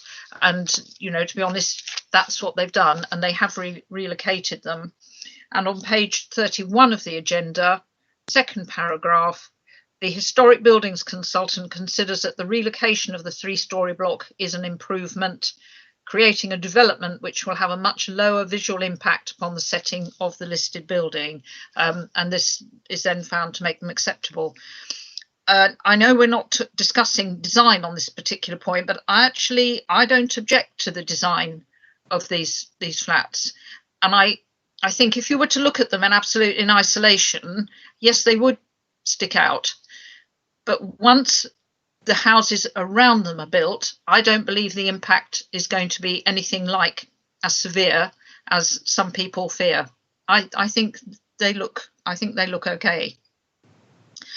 I'll just move on to consultation, just to comment really, that there's only been one meeting with the parish council, and I think there was a meeting with the county councillor and no one else. I mean, if that's so, it's always, I think, regrettable when applicants don't consult fully with residents and interested parties. But we can't compel people to consult, and actually you can't in this case say that they haven't consulted at all. They have, but perhaps just not to the extent that that people had hoped. But I'll leave that point there at the moment. A further comment I wanted to make: one of the speakers talked about the lanes and there being not pedestrian friendly, and a lack of visitor parking with only 4 spaces. I'm sorry, Matt, I didn't actually make a note of that slide number, but I wonder if in a minute, so I've got one more point to make, we could perhaps go back and have a look at the slide on the lanes and just the layout and the parking spaces there. My last comment was going to be on the biodiversity. Again, some queries raised about that. However, I note that I think it was our ecological officer, ecology officer, sorry, yes, is satisfied that the development can proceed on the site without further surveys. And anyway, I think some of that, as Matt has mentioned, is covered by the Section 106 agreement, that improvements will be secured via that route. So I think that's all I wanted to say, Madam Chairman. If Matt wouldn't mind coming back with a slide on the lanes, just to look at the what's happening with pedestrians there and the parking spaces, I'd be grateful. Thank you very much. Thank you, Councillor Mr. Spray. Matt, do you know which slide it is? Have you found it? Would you like to please bring it back for us?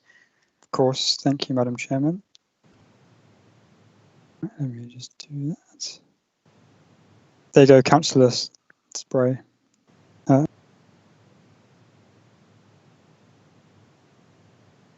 Did you want me to comment on the point about the parking? Sorry. I think Mrs. Spray's question was that someone has said there were only 4 parking spaces along the lanes, but it does look like more than 4 on this. Yeah, it was 4 visitor parking space, I think was specifically mentioned, but just a quick chat through the park. It was 4 visitor parking spaces that were mentioned. Who just really wants to know roughly how many parking spaces there are along the lanes, please. Certainly. I couldn't tell you the exact number without going through and counting them, but certainly the parking for the lanes development and certainly the rest of the development all comply with the standards. So anything that's got 2 or more bedrooms has to have 2 parking spaces. With the visitor spaces, they are often dispersed around the site. In the lanes character area, there are a few less visitor spaces than there are in other parts, but there are quite a few visitor spaces around some of the public open spaces which are in formal bays, which I can pull up the site layout at the end of the presentation if you wish. I think just in terms of like street parking, and that was obviously raised as a concern, I think with the way that the lanes are laid out with the shared surface, there isn't really an opportunity to park on the street, because what you're effectively doing is parking in front of someone else's car parking spaces. So, you know, realistically, to park on the street, you're going to have to go somewhere else on the development to do that if you can't get in one of the 4 visitor spaces which are in this area. But the I'll tell you what I'll do is I'll flick to flick all the way down to the bottom. So you can see the lanes character area in a bit more detail here, and you can see the visitor spaces that are on development which are more obvious, and there are some sort of just dispersed around as well which are labelled. But yeah, there are visitor spaces around and they comply with the amount of standard, but certainly it's a bit more difficult to incorporate them in this part of the development. I hope that answers your question, Councillor. Thank you. Are you content, Councillor? Yes, thank you, Matt. Yes, I did look at the various layouts, including parking, a bit earlier today on the website, and I thought there did look to be quite a number of visitor spaces. I just couldn't remember what they were for the lanes. One other question, if I may, please, Chairman, to do with that is, I think the same speaker said it didn't feel that the lanes was particularly pedestrian friendly. Is there street lighting along there, please, Matt? I can't remember. Thank you, Councillor. No, there is along the lanes character area, there is no lighting proposed.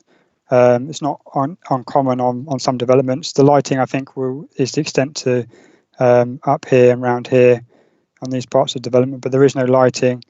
I think and just in picking up the point about the pedestrian safety and pedestrian friendliness, yeah, I mean, the premise of shared service is very much that, vehicles and pedestrians share the same space, and that is almost a traffic calming measure in itself.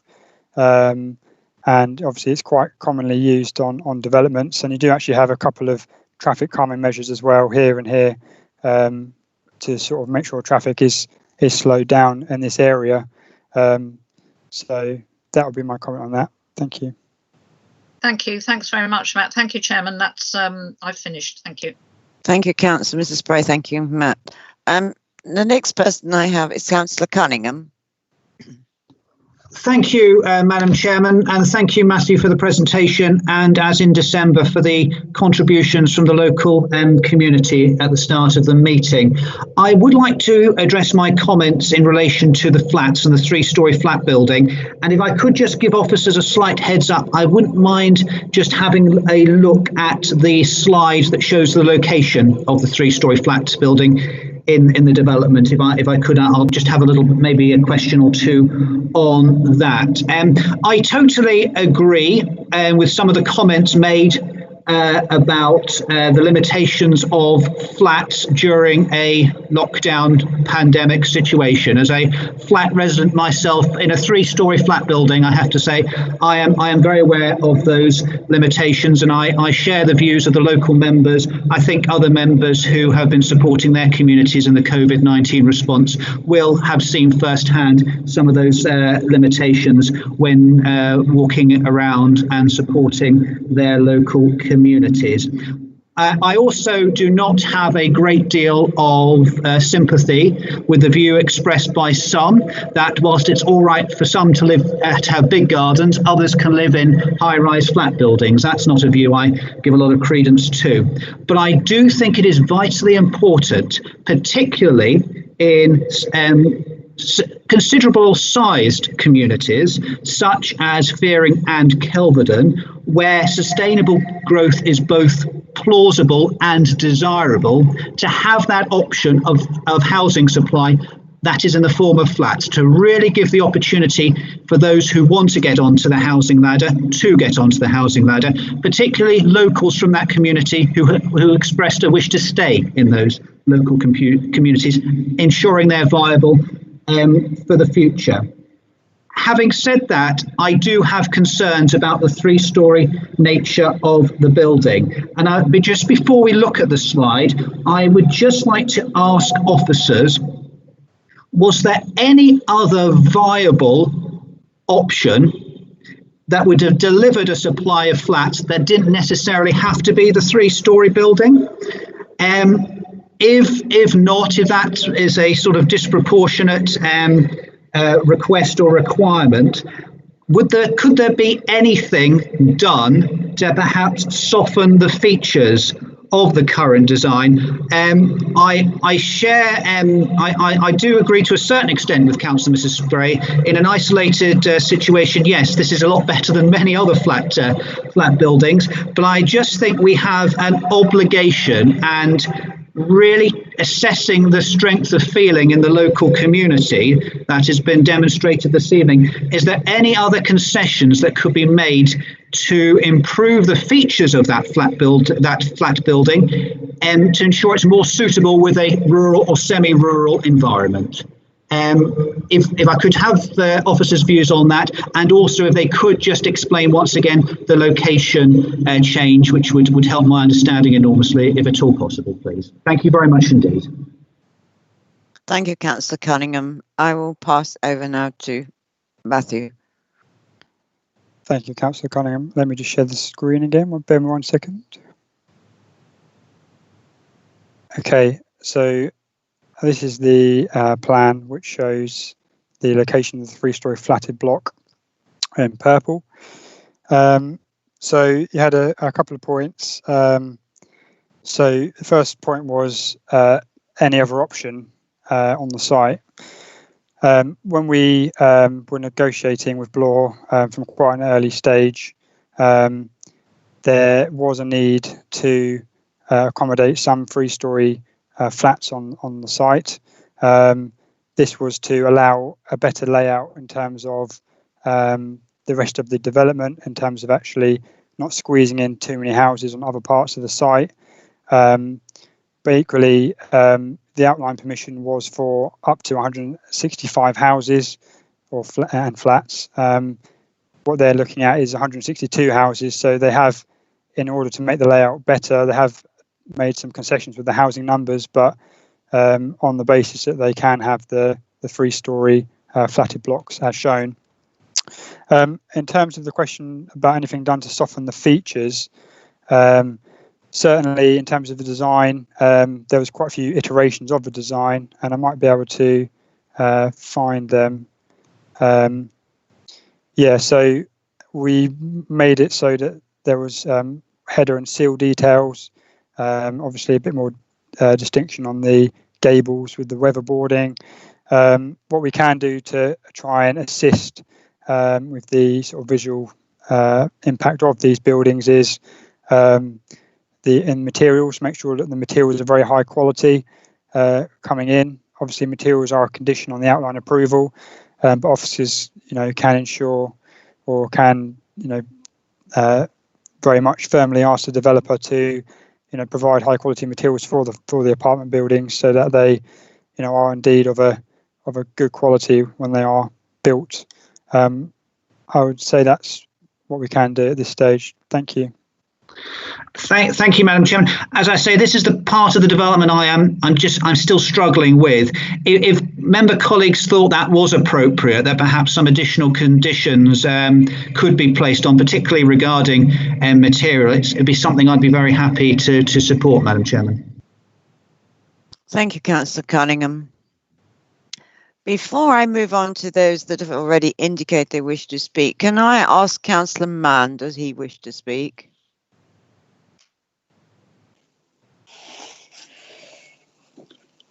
Thank you, Madam Chairman. I won't go over much of the ground that has been covered, but I think we do have to recognise that this is an improved submission, and that there's been a genuine attempt to address a number of issues that were raised by members in December. Two, I think, are particularly significant. The fact that garden size is now 100% compliance, and the fact that room sizes are now 100% compliance with NDS standards. I think these 2 points are important because they act as a marker for the build out of the rest of the strategic development area. So this is a clear sign that we don't want those 2 mistakes repeated as the development comes forward. I do believe now that the affordable housing is tenure blind and is better grouped, so that is I think another plus. The flat location certainly I believe to be an improvement, and I agree with some other speakers that I do see variety and differentiation here, which conflicts with some of the views that we heard in public question time. There is variety in design, in dwelling types, in materials, and I think there are things to commend. I would agree with some of the comments made in the written submissions about the housing mix. I too would have preferred more 2-bedroom houses over 4-bedroom houses, but that is, as has been pointed out, something that we ourselves have little control over. But maybe it'll be evened out in the other phases of the strategic growth location, and that we will see local housing need more addressed, less 4-bedroom, more 2-bedroom. Have to remind members that a fundamental redesign doesn't appear to be on the table, and therefore we have this evening to vote on what is before us and to come to a decision on the balance of merits and demerits and whether this overall accords with our policies. And I believe, Madam Chairman, that it does. Thank you. Thank you, Councillor Mann. Councillor Ritchie, do you wish to join in on the conversation as you haven't got the chat line? No, thank you, Madam Chairman. Content to just listening at the moment. Thank you. Thank you very much. I now come back. Councillor Abbott wishes to have wishes to discuss condition 3 with you, Matthew. I'll let him explain. Thank you, Madam Chairman, for allowing me to come back. Just firstly, I would agree with Councillor Cunningham if officers are saying it is doable to have a condition on the materials design of the flats. I would agree with that. So my point about condition 3, which I raised originally, but I don't think they officers really focused in on, was the repeats wording we used in previous meetings where we agreed to change it because it's not clear. So the condition 3 is in 2 paragraphs, and it's the first paragraph I'm concerned about. It really is just changing a couple of words. Did you want me to read it out? Please. Okay, so in the first line, I'm suggesting it should read, prior to first occupation, a lighting design scheme to protect biodiversity shall be submitted. And then in the fourth line, sorry, I'll start from the third line because it makes more sense.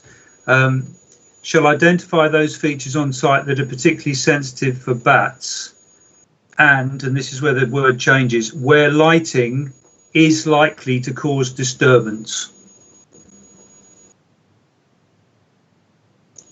I hope that's clear. I think that's what I believe we had previously agreed with officers, because it just makes more sense than the way it's currently written. Thank you. Thank you, Councillor Abbott. Chris is going to just speak to you about this one. Thank you, Madam Chairman. Apologies, Councillor Abbott, that's one we missed. So yeah, in terms of the revised wording there, that wouldn't be an issue. We can that can certainly be amended. I just wanted to come back on the point that's been raised about the 3-storey flatted block and the issue of the materials. A clarification point from me, from Councillor Cunningham's question and Councillor Abbott's question. Matt's mentioned there's a materials condition on the outline consent that requires those samples to be submitted and approved.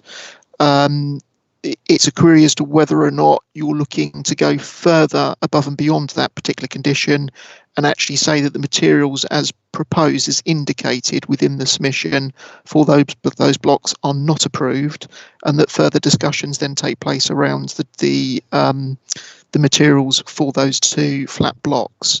So that was just, I suppose, a clarification back. My only comment in relation to that, and Matt, perhaps if I could just ask you to put the image of the flats back up. So again, I'll ask Matt to correct me, but I think we're looking at a proposal here where we're looking at a combination of brick and weatherboard.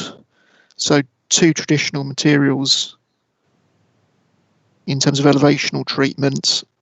So looking at the image at the bottom left there for the 2 flat proposals, the Bloor, the applicant, have sought to articulate the 2 gable features on each of the elevations, with the weatherboard with brick as the other remaining material, along with obviously the tile for the roof.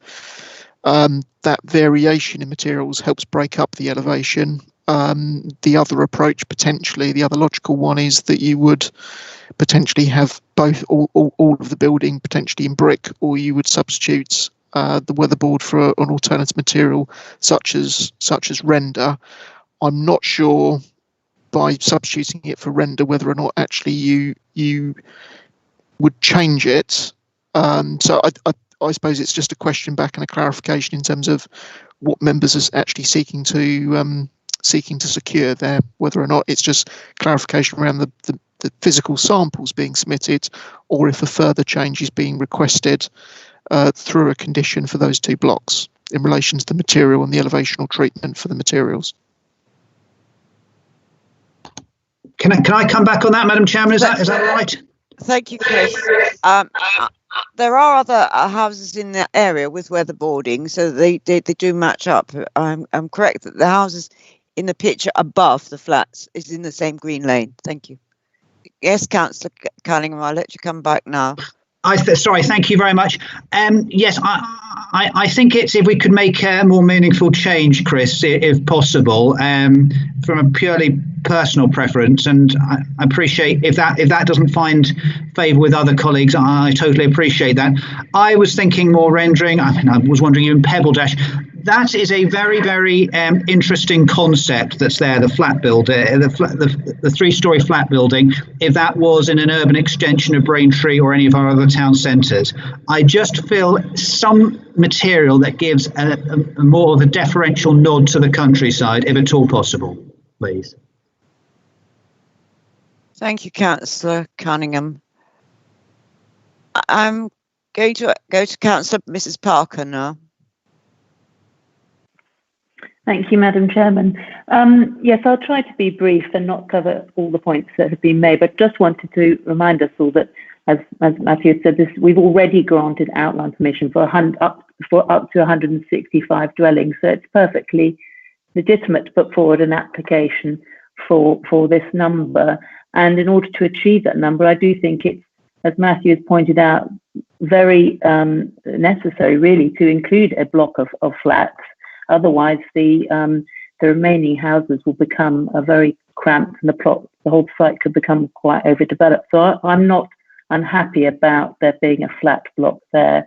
The other important point is that we have already agreed a site-wide design strategy, and obviously in terms of design, it's the thing that must be adhered to is whether the design complies with the strategy that has already been agreed. So that has all been clearly explained in the report. I do think, obviously, this came to the committee before, and we wanted a number of things clarified. The developer has clarified all of those points. I think this is an improvement, definitely. Particularly pleased to see that all the dwellings comply with the National Described Space Standards, and I think that is something that we as a council really should be expecting from all our applications, and the same goes for the garden sizes. I think the flat block is in a better location. I think people living in flats, it's very important that they have a nice outlook, so I think for them to be able to look out on the green space will be an improvement.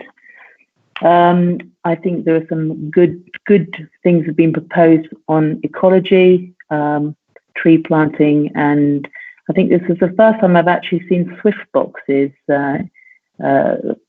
bricks rather, incorporated, and nests for house martins. So that's something very much to be welcomed. And also the proposals regarding sustainability, which I think possibly go beyond our policies. So that's also to be welcomed. There is only one thing really which is still concerning me, and I'm afraid I can't remember which slide number it is, but on the southern boundary there is a strip of land, 3 metre wide strip of land between the houses on the lanes that we were talking about and the houses on Inworth Road, which I think from the report was to allow access for those houses on Inworth Road. I don't think that is good design at all. I think that will lead to a security problem for both the houses on Inworth Road and the houses in the new development, and also a management issue. I wouldn't be surprised if that quickly becomes filled with nettles and brambles and the like. So I'm not sure whether there's anything that can be done in terms of planning terms, but I wonder whether it be possible, I wonder if the officers could advise whether it be possible to have some kind of informative to ask the developers to engage with those residents and see whether some arrangement can be reached to deal with that. That's all I have to say. Thank you very much, Madam Chairman. Thank you, Councillor Parker. Matthew, did you want to respond on Councillor Parker's question, please? Thank you, Madam Chairman. Thank you, Councillor Parker. I will share my screen again just to illustrate the strip of land that you are referring to. Well, I believe you're referring to. So it's this bit of land down the bottom here, isn't it, that you're referring to? Please, can you just check, tell me that that is the land? Thank you, Matthew. Actually, I can't see the cursor on my screen, but it's literally just between the back of along the southern boundary, yeah. Effectively, southwestern boundary. Yeah. Yeah, okay. Thank you very much. So, yeah, the strip of land has been left. It's within the red line site, but there is an historic right of access over this land. And actually, it's already sort of segregated off from the wider site. I'm very happy if members are in agreement to put an informative on for the applicant to discuss the management arrangements for this strip of land for future. I think it is already, to be honest, quite brambly from my site visit, obviously before COVID-19. But I'm happy to put that informative on. And as I say, it is left because of historic rights of access issues, which obviously transcend the planning process. Thank you. Thank you, Matthew. Councillor Cunningham, you've mentioned that rendering on the block of flats, but there are houses in that area which also have got the weatherboarding. Would you want those changed as well? Because otherwise, surely if the render's there, the flats will stand out even more.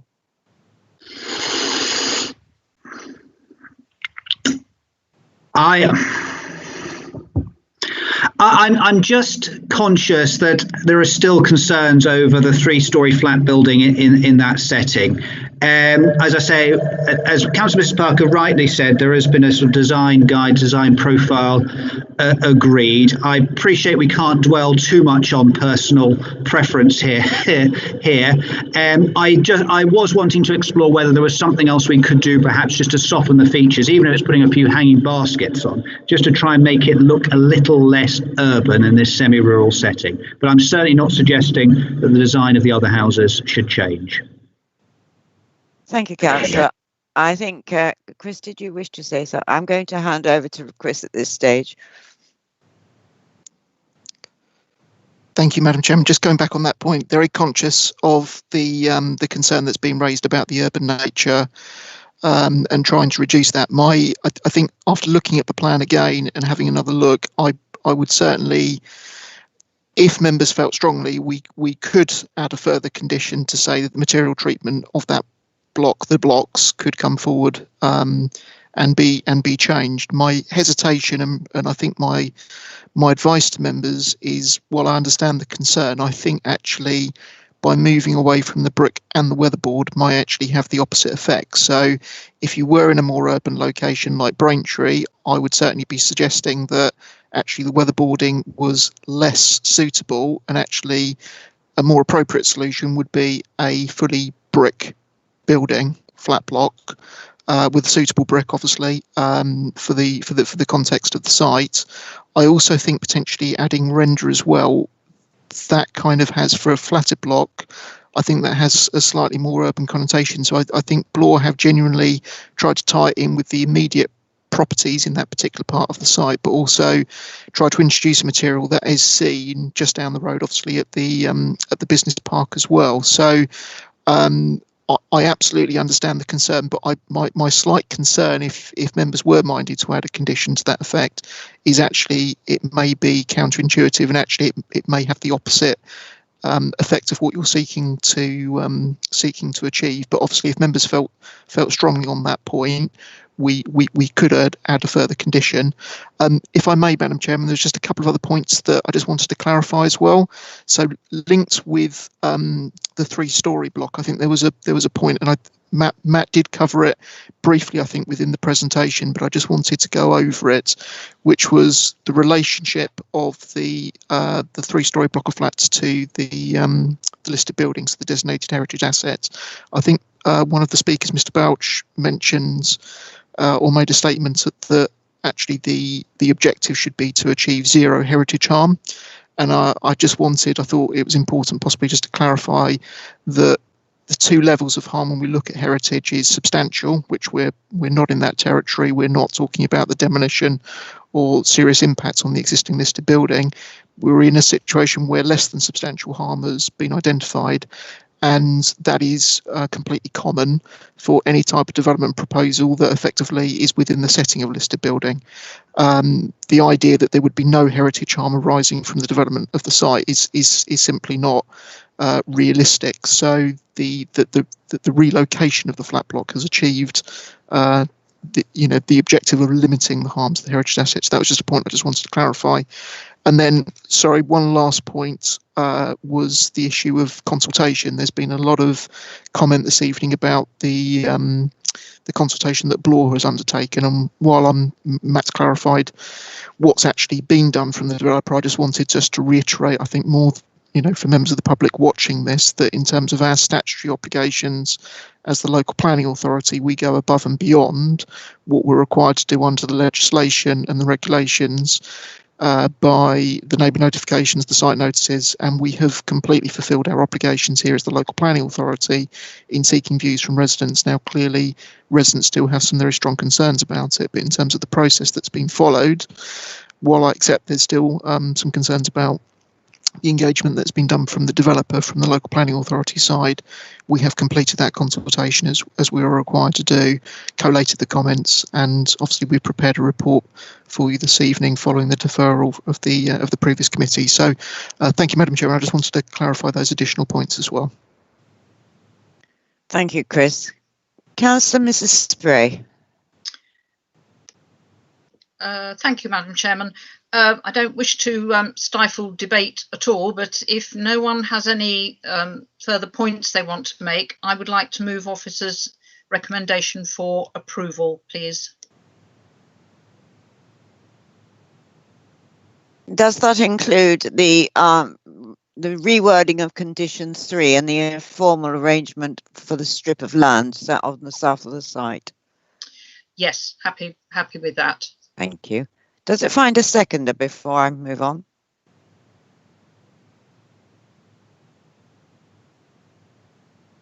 I'm happy to second, Councillor Monday. Councillor Monday seconding. Thank you very much indeed. Thank you. It has been moved by Councillor Mrs. Spray and seconded by Councillor Monday that we approve this application with the conditions and the informal arrangements. Does anyone else wish to add anything new or further before I put it to the vote?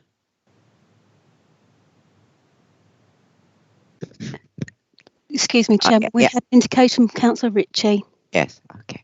Councillor Ritchie, sorry, I was not Thank you, reading. Madam Chairman. No, I purely raised my hand just 2 seconds. Gabrielle Sprague's, that was all. Thank you. Oh, thank you very much. Thank you. Councillor Mrs. Parker. Yes, thank you, Madam Chairman. I am actually just a little bit unhappy about the condition that's proposed by Councillor Cunningham, because I think we could end up with a worse design. I'm inclined to agree with Mr. Badgie that actually the weatherboarding. I mean, it's difficult to make a 3-story flatted block. Well, acceptable in lots of ways, but I think the weatherboarding and breaking up that frontage like that, and with the other weatherboarded houses nearby, is probably the best option. I'm a bit worried that by amending that condition or putting an additional condition on, we might end up with a worse outcome. I'm a bit unclear about exactly what the condition would be. I wonder if somebody could clarify that for me. Councillor Mrs. Parker, I didn't mention that condition when I said that Mrs. Spray and Councillor Monday had moved the recommendation with the change of the words to condition 3 and the informal information on the management. I did not say that they had moved a condition to change the flats. Thank you very much, Madam Chairman. Thank you very much for clarifying that. Yes, I misunderstood that. Thank you. Councillor Mr. Spray. Thank you, Chairman. I was just going to clarify that as well, that we done that. And in fact, I was going to say, I'm actually, I don't very often disagree with Councillor Cunningham, but I'm relatively happy with the materials proposed for the flats at the moment. And I do think if we were to introduce a condition that we need to improve or modify them in some way, that we might finish up in a worse position. So on this occasion, I'm happy not to include that as a condition. Thank you. Does anyone else wish to add anything further before I put this to the vote? Well, what the vote is for approval with the change of the words to the condition 3 and the informant for the management of the strip of land to the south of the site. I'm now going to put that to the vote. Councillor Abbott. Abstain. Councillor Bowers. For. Councillor Cunningham. For. Councillor Horner. For. Councillor Johnson. For. Councillor Mann. For. Councillor Monday. For. Councillor Mrs. Parker. For. Councillor Ritchie. For. Councillor Mrs. Spray. For. Councillor Wrench. For. Thank you, members of the Planning Committee. That application has been granted with that additional condition and the informative. Thank you very much indeed.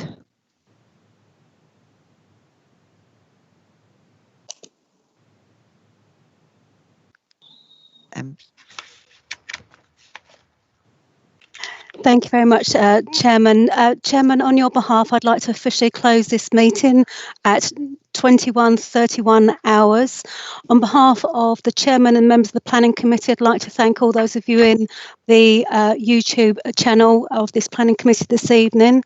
Could the webcast officer please confirm that the webcast will now stop? Yeah, it's now stopped. Thank you. Thank you very much. Members, thank you very much for your time this evening. This is all matters concluded, and you will receive a survey from the governance team in respect to this meeting. We would very much welcome your feedback on this meeting.